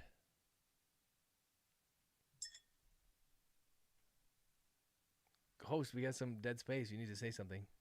So now I'm allowed to speak. Okay. So I'm wondering, if someone asked where you get your inspiration from, and that was earlier. Where was the inspiration from this book in particular? Because I know it's following the Drake series, but what about this particular book? Oh, wow. Do you even know? Do you even remember? Why? The co-host is blasting me with these tough questions. I got softballs from the audience, from the chat, and you're just roasting me here. I don't remember. You can make something up, though. You're creative enough. No, I'm not. How could I make something up? I left it all in straw man. Wrenched my soul out. I don't remember where this one came from. To be honest with you, I don't remember. I can remember a lot of them. I don't know. That's a boring answer, right? Like, what do we... So it's easy for me to say, okay, Almost Infamous is clearly Luca Magnotta, right? I listened to a podcast about him, including his voice, which is fucking haunting, man. So I had that in my head, and I was like, wow, okay, I want to write a story like this about this guy. Again, not about him, but inspired by him, whatever you want to call it. And so, okay, easy. And so I'm just kidding.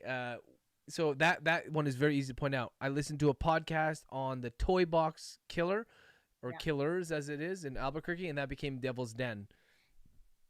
There were a couple other ones where you could pinpoint exactly where I got the inspiration from, but this one I don't know. I just thought of it. I grabbed a cover. As soon as I think of an idea for the cover / just antagonist, then I just get it so that I don't kind of slow down, so that I don't lose any momentum. I just order a cover, and my cover guy is fantastic. I have 2 of them, but whatever. I get them done, and then that means that I have to write that book, right? Because I paid a ton of money for this fucking cover, so I got to do it. I think people would be interested to know that you have a couple covers ready, locked and loaded, and the ideas 100% MP. But the stories aren't. But you have those covers designed and ready for the story to take shape. I don't like I said, I don't plan. I know a lot of guys and girls, whatever, authors plan their books. They plot them out, and they're very strategic and all these things, and it works for them. For me, I just write the book, and I usually write 3-act style books. It just naturally happens that way. In the editing process, I change some things and make it work, so it's a 3-act book. And again, I'm 50 something books deep, right? So, I mean, I don't want to. What did Malcolm Gladwell say? The 10,000 hour rule or something, and then you become an expert. I don't know about these official numbers or anything like that, but there's something to be said for becoming an expert at something when you've done it enough times. It just comes naturally. So, and especially in 2019 when I was writing books every single month, I was boom, boom, boom. It was just, it's like you go for a run, right? Which I did today. Big ups. Not everyone. What? Not everyone does that, but well, I went for a run today, but when I was training for a marathon, it was like the runs get easier each subsequent run, and then they get longer or they get faster or whatever the case may be. And then if you take some time off, it takes you a little while to get back into running, but you have this muscle memory that takes over. So I'm a firm believer the same thing happens with creative endeavors. Okay. People want to know what you recommend in between your books. Is there an author of psychological thrillers to I'm a Shout big out. fan. I've said it earlier in the stream, but I'm a big fan of LT Vargas and Tim McBain. So go hit them up. If you want Uh, something more horror Victoria based, mentioned Ethan then Cross. go Jeff. Sorry. Victoria mentioned Ethan Cross. Oh, really? Is that what the book that you told me to order, and then you're like, no, it's not good? Oh, sorry, that was Vic Gilbertson. Pardon? Sorry, that was Vic Gilbertson who said Ethan Cross. I'll check it out. I don't have so much time to read. I'm a big fan of audiobooks because when I'm mowing the lawn or cooking or running, I can listen to audiobooks, and it just allows you to do multiple things at once. And so the most recent audiobook I listened to was, I said, Blake Pierce. Yeah. That's it. Pat, do you get thrown off by audiobook voices, like the narrator voices? I know I'm really keen on picking the voices of your audiobooks, but like, do you care? Do you personally care? Yeah. But I care in the opposite sense though. So literally, there is a guy named Tim Steskulski. He's like a B actor. It's like blah. Tim Steskulski. It's like German or something, and he did the narration for The Road by Cormac McCarthy, which is one of my favorite books. And it's just this dry way of speaking that is like very gravelly, and I love that. So I literally would go to every book that he narrated and download it and buy it and listen to it. And so that's kind of where I found my main guy, Michael Pauly, right? Because Tim Steskulski was way out of my price range. And yeah, how do you say it? I'm gonna go Google this. And anyways, he very much the same kind of monotone kind of way of speaking. So I enjoy that, and I'll order books out from him. I do listen to, but like most of the audiobook narrators are pretty good, so I don't mind. I don't think there might be some where I'm like, oh Jesus, I can't listen to that at all. I actually like so that's another thing too. Mike Pauly, my main guy there, he does, for the horror books, he adds sound effects and some ambiance and different voices, and I like that. And he took them out for the thrillers because he's like, listen, thriller authors don't enjoy that generally, so we're gonna eliminate those. And I was like, okay, man, this is this is your job. You know what I mean? Meaning he's a professional, not me, so I let him run with it. And when I select audiobook narrators, because I have 4 now, one for each of the series, I don't give them any direction. I say, here's I interview them or whatever, audition them, and then I say, go with it. Still judge. Yeah, and I've Ashley comes in and says, oh well, this one's terrible, this one's not. But I have an idea of who I want, and then she will we'll go over it. But I don't even. They send me like the first 15 minutes. I said, I'm not even gonna listen to it, man. Like, I'll just approve it, and then we go on, and I'll let them do it. Hi, Vic. Vic, thank you very much for joining. Hope you had a good time. But yeah, I love audiobooks. Actually, can we get a poll in the chat? Do you guys listen to audiobooks at all? Because I am committed to making every one of my books into audiobooks, but it is legit super expensive compared to writing the books. I just love them though. You can like I said, you can do whatever you want. You can do mow the lawn, whatever. Go to the bathroom. People did a lot more audiobooks when they were commuting, and I think commuting's happening a little bit less these days. So I have a feeling audiobooks are going down.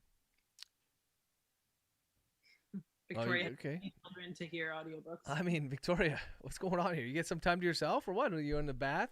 Like the other day, Ash was in the tub on Mother's Day. I gave her. Your head is cut off, by the way. Can you move down a bit? Yeah. Is it? This is so frustrating. So I said to Ash, listen, I was like, it's Mother's Day. So you can just do what you've always been wanted to do. Is De Maurier and Chardonnay in the tub. Am I right? Grab a pack of smokes and have a bottle of wine, 9 a.m. in the tub. Okay. And then you can put an audiobook on. That's all I'm saying. For a second, first of all, I'm not even a bath person. I'm a shower person, the odd bath. Second of all, no to smoking. And I don't think Mother's Day is going to be when I start at the age of 38. What? At the age of what? 38. Oh, there's at 30. I just lie to the world. And then the third point is I'm not going to drink Chardonnay.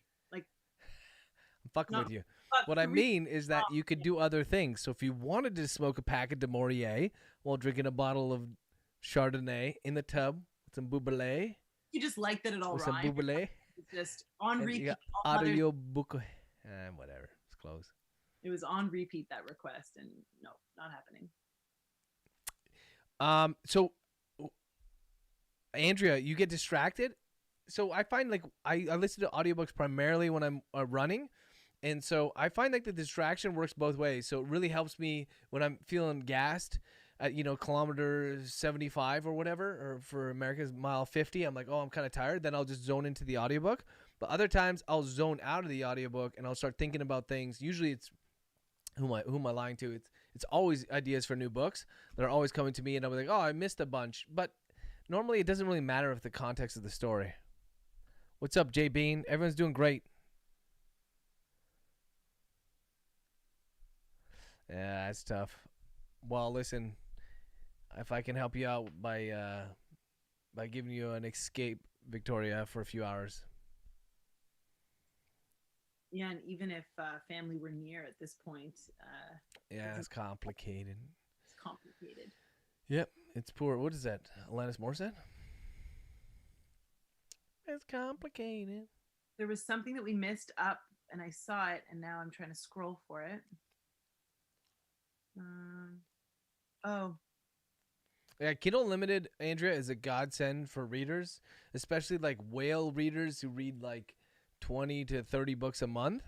And it's not great for authors. Let's go back to the question about what does it say about society, the fascination or the resurgence recently with podcasts, in particular serial killers, grisly murderers. That's Avril. I knew it. Yeah. That was the other one. Sorry. Fascination?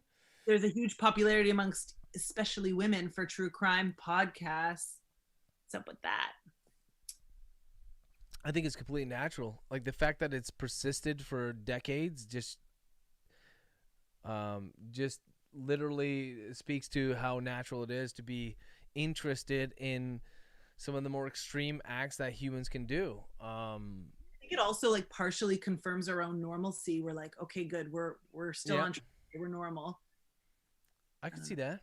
Yeah, no, I agree with that. You want to add anything else, co-host? Yeah, and I think I like seeing. I don't like it when they end with like the cold case files. They don't satisfy me. I like seeing the through the mind of the killer and everything, but then I like seeing them locked up or the end or whatever it is. I just don't like knowing that they might be out there at large. Well, the vast majority are, let's be honest. Like the number of cold case. So for a straw man, for instance, I wanted to have. I always try to. Yeah, it's morbid curiosity for sure. I always try to have some semblance of like historical facts involved. I guess. I mean, that's maybe overstating it. But at one point in the book, they're like, "Oh, these are the number of missing women from New York every year." And so I look up the numbers, and it's just astounding how many people are missing. And a lot of those are not really missing. These people just don't want to be found. But there's a percentage that are legitimately missing. And there is, thank you, Jane. There is a statement in there when they talk about when one of the officers talks about what's called the lesser dead. And unfortunately, there is a segment of society when they, it's the drug users, it's the prostitutes, those sort of things, that when they die, like there's the amount of efforts put in to find who much lower than, upscale rich people, that sort of thing. Yeah. But yeah, it's morbid curiosity. It's also, I think it's natural to want to watch that. I don't think there's anything wrong with that. Otherwise, our society would be fucked. Otherwise, yeah, sign me up. Yeah. But that's my point. Yeah, it persisted. Yep. So, speaking of curiosity, we have a question here, unrelated to writing. You can have a dinner tonight with you and 4 other people, dead or alive, no family allowed. Who's sitting at your table? So, pick you, just you and 4 people. Dude, I hate that. Why? Who wrote this question? They're banned. Can Ask. mods? Can you ban Don't ban them? ask. Someone who will never be banned. I don't know, man. I don't know. Four. I guess it's gonna be four people. Can't be just one. Well, one's a little bit limiting, no? Like think about some of the people that you are interested in. Who would you want to have conversations with? Or it could be sports, This is going to be based on what we were just talking about in my books. It's got to be one of these serial killers for sure. Like one of the most prolific serial killers. Not coming to my house. We're going to have a steak, medium rare. No, rare. No, Okay. at our house.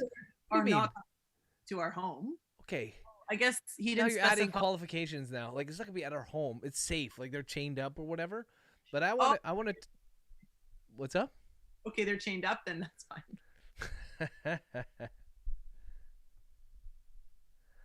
I'm thinking. Whatever, dude. I'm getting roasted by my own chat. All right, we got Stephen King. We got Ted Bundy. I mean, no, I don't know specific names, but I would like to. I think there are a lot of parallels between like extreme criminals and people who are very successful when it comes to monetary gains, right? So I think I would like to parlay some of those. So I want some Elon Musk with a Ted Bundy, with maybe Stephen King and Sidney Crosby. Let's go. We're gonna have a good time. No models or no whatever. Okay, so we're getting Amaranth from Twitch. We're doing hot tub streams, ASMR. We're getting Aiden, Call of Duty. Come on, man. Like, what do you want from me? You're putting me on the spot here. I want to talk to people who've done different things than what I've done. That sounds really weird. Like I want to do their things, like Ted Bundy them. No. But I don't know. I don't know the answer to that. That's Eric it. I gave it. What? Sorry? Eric Lindros. Dude, he's not interesting anymore, though. I loved Eric Lindros. He was my favorite hockey player ever, one of my favorite athletes. A-Rod would be good to put on the stand there. Wait, am I putting them on the stand? I'm grilling them now? Okay, cool. Whatever. You did Barry Bonds. Barry Bonds. Come on. I want Ellen DeGeneres, Tom Cruise, Barry Bonds, and Ted Bundy, and see what happens. They get to fight it out. 100% Ellen DeGeneres just kicks the shit out of fucking Barry Bonds. Puts his giant noggin in a headlock.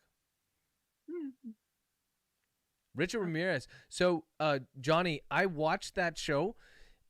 I loved it, right? I really liked it. It's a Nightcrawler or something like that. And I liked it.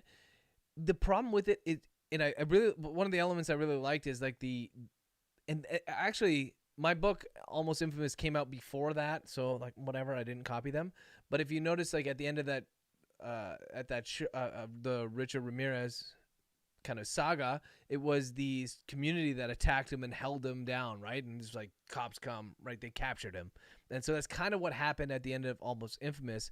The thing I didn't like about that show is that they didn't go into the psychology, like why he did it. They have hours and hours of audio tapes of him, and they played 2 minutes and that was it. And so for me, as like someone who's interested in that generally, but also from a research perspective, I want to understand their psychology. So when I listened to Luca Magnotta speak, like his own voice, even before, by the way, he did any of these horrible acts, that really inspired me to write that book, Almost Infamous. I felt like I got to a place where I could understand where he was coming from. And okay, that sounded weird, but like understand how he started this descent into madness type of thing. Okay. Betty White? She'd be bomb. She would be so. You agree with that, Johnny? Like I just wanted more. I wanted 2 more episodes of just speaking to him. Joel, I'm very interested in that, my guy. I want to do that, but there is I don't know if you guys are familiar with this. So I stream every night, by the way, on Twitch, Call of Duty, where I play with some of the boys, and we just play video games, and you get to see my ugly mug, and we talk about stuff. But there is a thing called Grand Theft Auto GTA. You guys probably heard of it, but there's a new one called like a role playing one, where it's like you got to fit in a role and you can't break characters, very specific rules. And one of my buddies, Joel, he said, well, why don't you create a character, Damian Drake, and play in this artificial world? And it's very strict. Like, you got to be that guy. So I thought it would be a really cool thing to do. Yeah, I agree, Andrea. Anyways, a bit off topic there. All right, I see that question there by Nolan. So going back to Straw Man, Pat. Yep. What are your expectations? Do you think that people?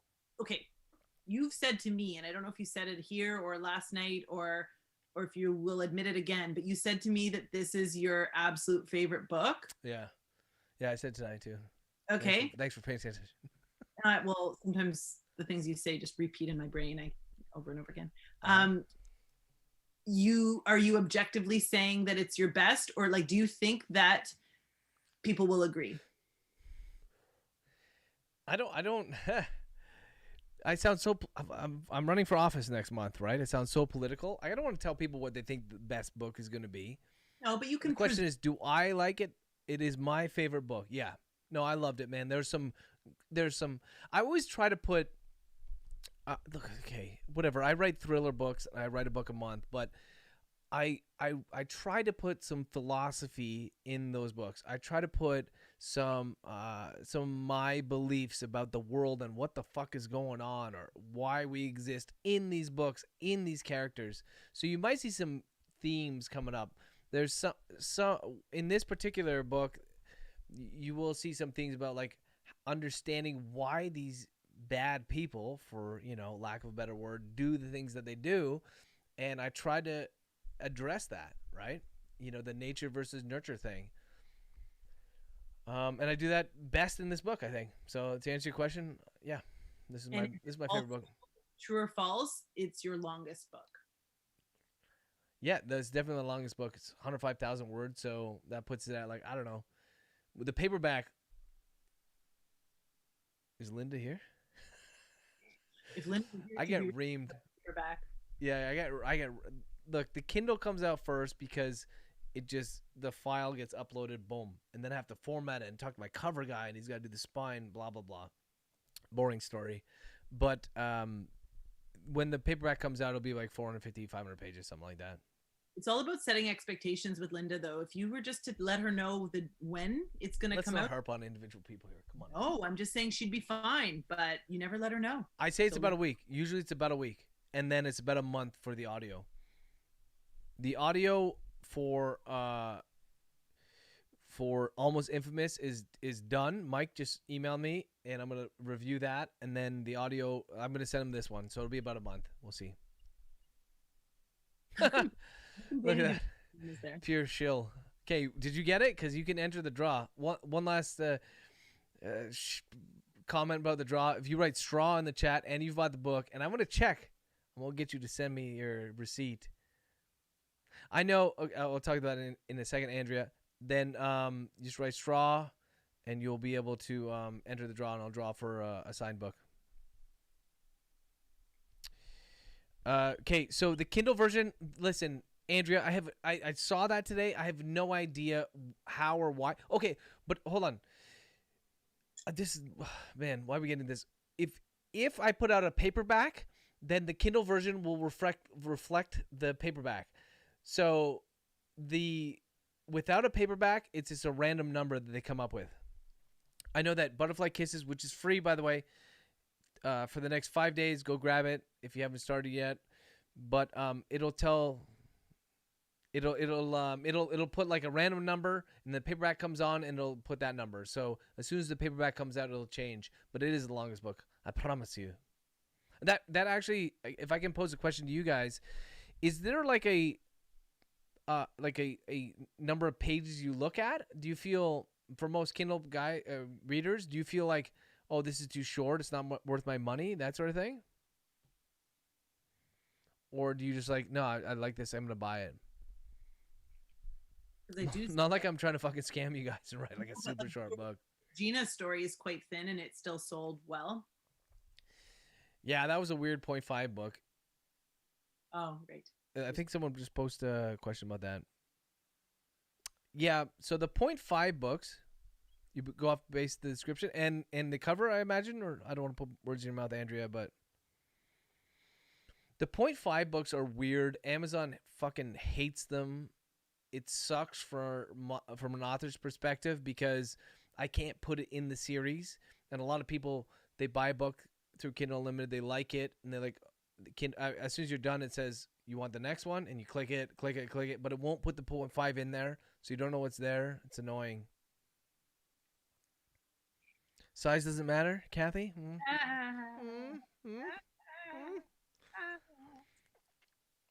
Yeah, I try to keep my books like I. Someone said to me one time, "Do you charge less for shorter books?" I'm not talking about Kindle Unlimited people here, but I said no, I don't charge less for shorter books outside of the .5 ones. And I said, well, you go to. They said, well, you should. I said, well, you go to the movies, right? And your movie is Christopher Nolan's Tenet, and it's 3 hours long. You pay $12, $20, whatever you pay, $50 for popcorn. Let's say $20 for the movie, and then you go see Sing, the cartoon, and it's an hour and 5 minutes. And do you pay more or less for either one? No, you pay the same amount. So that's my opinion of that. When it comes to producing the actual book, that's different because they have to physically print every page, and it costs more to print the pages for sure. With the .5 books, I try to put them at like a more reasonable. They're more novellas, right? So I put them at a more, I don't know, $2, $3. I don't know, pricing strategies. I don't know this stuff. I just write books. You have a question? You buy your favorite author no matter the cost? No matter the cost. All right, Catherine. So I am pleased to tell you that the next book, Adverse Effects in the Chase series, is coming out. It is $99.99. That is $100. No, there is a limit. I understand though. At that point, you just get Kindle Unlimited for $10 a month and get it. Yeah, joke's on you. Andy, it's easier to tell with actual books to gauge if it's dauntingly long or kind of skinny. Yeah, so but it's genre specific, right? Like high fantasy is going to be 1,000 pages, 800 pages for sure. Thrillers are going to be, I don't know, 300 pages. Romance, shorter. That's cozy mysteries, shorter. So it all falls in that range, right? And again, it's like the covers, right? They fall into these ranges because these are the reader expectations, and also it's the genre expectations, and that's kind of what works. What do people think about the cover of a book? Does that sell you? Andrea, I was only messing with you. There, some people do really well selling free books, right? They give them away for free, and they get lots of reads in Kindle Unlimited. I mean, I don't know how. I'm not bashing without. Okay, let me preface this by saying, without Kindle and Kindle Unlimited, I could not do what I'm doing today. I could not make a living at it. Right? It's just impossible. So, I'm very much like indebted to them on one level, but the reality is, when you read a Kindle Unlimited book, I get paid per page read, right? And the per page read price fluctuates every month, but it's usually around a fourth of a cent. Okay? So let's put that in perspective. So I get paid half a cent, let's say, per page that you read in my book. So Kindle Unlimited is not very good for authors, let's be honest. So if you can afford to actually purchase the book, and then again, it depends on the price of the book, but I get about 70% of the price of the Kindle book. So for a $5 book, I'll get $3 and change, and I think that's more reasonable. So while I'm very much in favor of people who cannot buy all these books and they read like crazy, then Kindle Unlimited is a great thing. But if you can afford to buy the book, it's much better for the author. Oh, Victoria heard my question. I heard your question as well. Interesting. So Victoria says that covers don't really matter if the plot intrigues her. So I guess the whole don't judge a book by cover wouldn't really matter if you're reading the back of the book. Oh yeah, what's the order? Do you look at the cover, read the back, look inside? Do people even read the first page? Do you open up a random page? What do you do?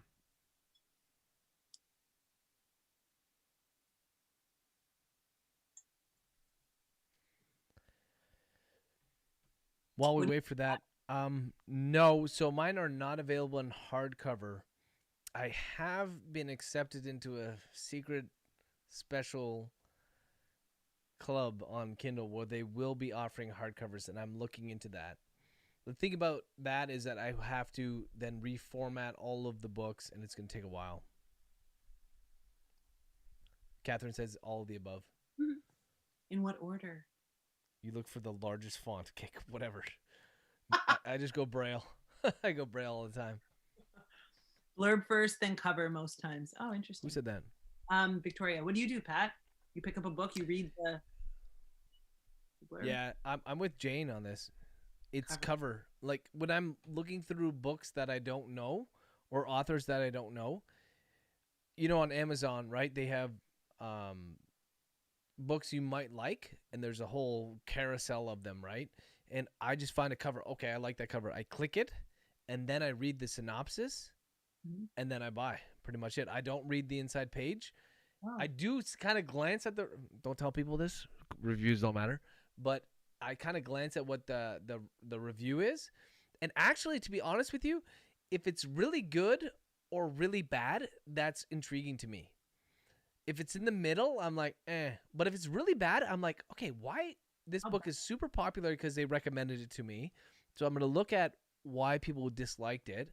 And then usually it's like, man, there's lots of swearing, or this thing is, like Matt Shaw books, right? Who Vic mentioned before. Thank you, Johnny. They're out of this world, gruesome, that sort of thing. So yeah, people are going to hate them. So I'm going to look at that. So yeah, I go cover, blurb, and then kind of reviews, although I don't like go deep into them. Yes, Alan. Yeah, synopsis, not blurb, I guess. Gruesome enough. You like something nasty. What's up, Alan? Reviews only count when the wife read them. Yeah, that's the problem. She doesn't read them, so. That was my side hustle, though. That. All right. I'll get back to that. I think summer calls for another 1-star review reading. What? Sorry?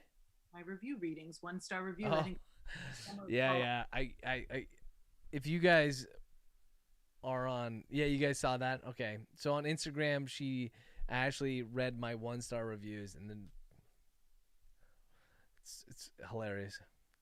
I like The Room. Yeah, The Room. Although that movie, if you guys aren't familiar with the movie called The Room, you have to watch it. And then I think Seth Rogen did a what is it? We call it a mockumentary about the creation of The Room. Yeah. Which is also really good, but that one was so bad. But it was you could picture the guy pitching this, and how he pitched it and managed to get millions of dollars to make this film is just mind-boggling. Pat, are we going to end on a high here? Are we going to end? Oh, we're not ending, baby. No, you're going to keep going? You asked me to reel you in. I feel like right now would be like a perfect time to wrap it up with a few last questions. Well, I assume you have the list of people who are entering the draw? I have it all on chat here. I didn't have a spreadsheet going. I'm with you, Alan, for sure. The lower scores, the better. I mean, if you're not pissing some people off, you're not doing anything right. Yeah, but also like reviews, it's the passionate people, and then it's the pissed off people, the scathing reviews, and the ones that will, just pump your tires. You're not getting those middle people. I think all right, Demo. I think you're right. Like, if you look at Yelp reviews, I think this is a great analogy here. Like, you have people who absolutely love the restaurant, and you have people who hated it. And then most people just kind of enjoyed it, and they had a good time, and it's worth the value that they paid. And then they don't, like, write reviews, right? So I think it's the same with books. People love the fucking books, or they fucking hate them. And everyone else is like, this is a good book. Cool. And they don't actually do reviews. That being said, Trillions, fucking put the reviews, man. Smash those reviews. Come on. Are you going to bring Beckett back? Okay. Catherine. There will be another Beckett book, but it's going to be a novella. Like we just talked about this. It's going to be a novella. It's going to be mostly in the past, of what happened in the past. And then my idea, should I say this, Ash, or what? I don't know, but just make no promises about when. They're I gonna don't kill me. I'm gonna get 700 posts on under Facebook in a promise, minute. over deliver. I repeat, under promise, over deliver. I really wanted,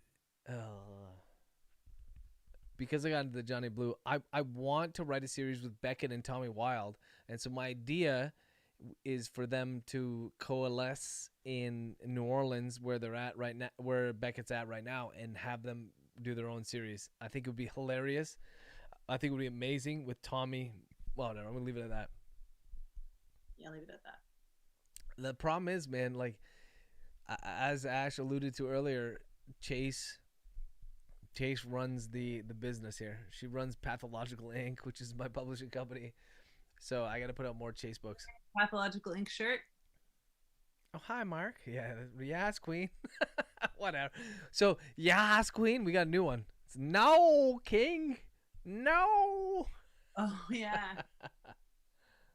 No. Are you wearing the Pathological Ink shirt, Pat? Okay. Can someone put exclamation point merch in the chat? Oh. Try it out. Merch. MERCH. Merch.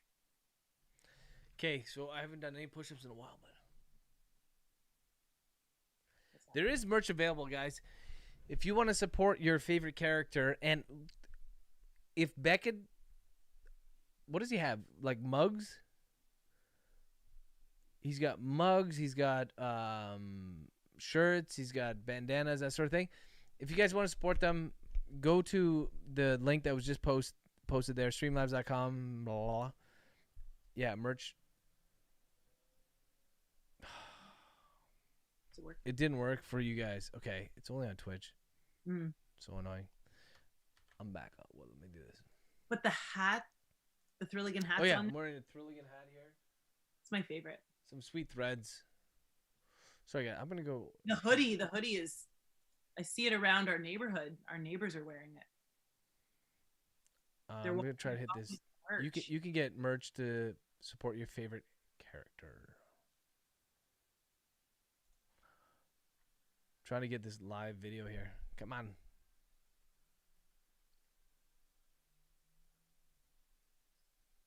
Ew. All right. So I don't know how to do it. You can start that line of merch. What is it? Oh, Alex was asking for scented candles, skin scented candles. Yeah, you want a skin scented candle? Just light a regular candle, non-scent, and just put your hand above it. Like, what are you talking about, dude? Yeah. Yes, Queen. I can't even get to the live thing, man. The video. All right, whatever. Yeah, there is merch available. I will post in the Facebook group. And I think we're winding down. Saves you $10. All right. Title, cover, then description. Yeah, Andrea, that's the way it goes for me too. Are we wrapping up here? Any more questions? I'm gonna end on a question. What is next on the list for you? What are you? I gotta pee really bad. I'm not gonna lie. Okay, maybe not immediate in the next 30 seconds. Okay. What's the next thing when you turn on your computer tomorrow? What are you gonna start on? No, the bottle's not empty, Demo. So, what's tomorrow? Friday? Yeah. Well, okay. Golfing. You're allowed to take off. I'm not. I'm going golfing tomorrow morning. So. Okay, that's great. Okay, so when you get back to your office and you're ready to work, what will you be working on?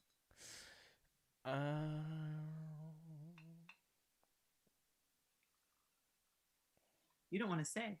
No. So the next book to come out is going to be Adverse Effects. I wrote this last summer, I guess. So 8 months ago, whatever it is. And that one will be the next one to come out. It's already written? It is written.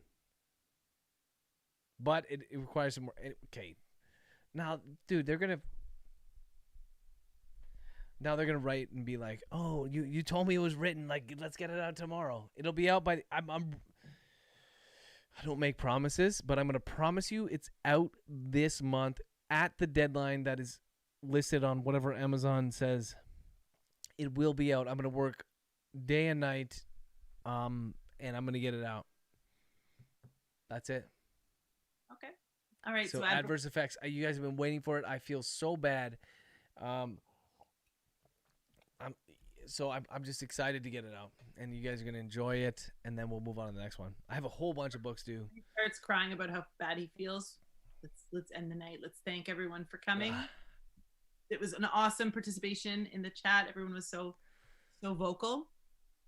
Okay. So how many people want another one of these when the next book comes out? I had fun. How well behaved was I?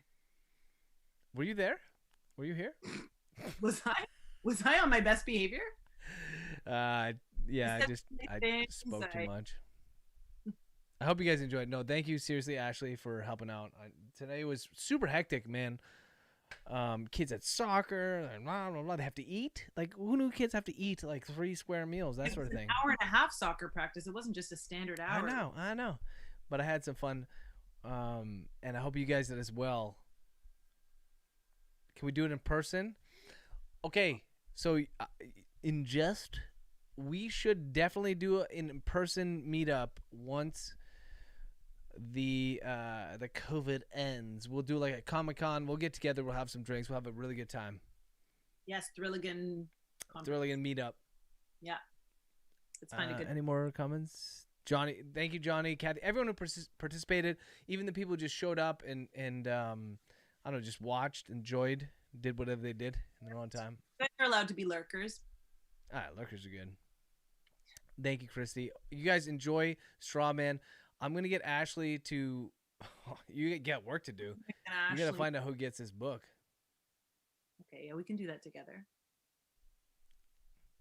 All right. Anyways, pick up your copy of Straw Man. Enjoy. Leave a review, and like I said, if you're behind, Butterfly Kisses is free for the next like 3-4 days. And the first 2 books in the series, or sorry, the second and third book in the series are 99 cents. So enjoy. And we should do a little shout out for my new TikTok hobby. If anyone wants to feel ancient on TikTok, head over to TikTok and find me. I'm posting almost every day, trying to get those young eyeballs on us. What's the handle?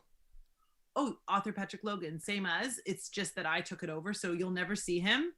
No, I was in this. I had to act. You have to shower, remember? Yeah, I had to make him shower so he could act in one of my videos today. But whatever. I mean, let's just say I'm the oldest person on TikTok, but I'm having fun, and I think we are getting some other eyeballs on his book, so it's fun. So come over there. Yeah, get on TikTok at author Patrick Logan. You actually have to get an account, because if you're just looking and you're not liking, then it doesn't do us any good. So see you there. All right, guys. I did trim my beard, man. I trimmed my beard. The hair. This is COVID hair, by the way. This has been a year of growing it out. Pardon? Found it in the sink. My hair? Yeah, I knew. Yas, queen. No, it's all fake? No, it's real. It starts back at my freaking crown of my head, so it better be real. Listen, guys, I want to thank you again. This has been a lot of fun. I will be back. Let's say, when's the book out? Someone said 28th. So we'll be back on like the 28th-ish. End of the month. Thank you, Christy. I'll check my calendar, see if I'm busy. End of the month, we're going to do another one of these. We have a good time. Enjoy the book. Enjoy yourself. Enjoy your body. Okay, bye, everyone. Later, guys. Had fun.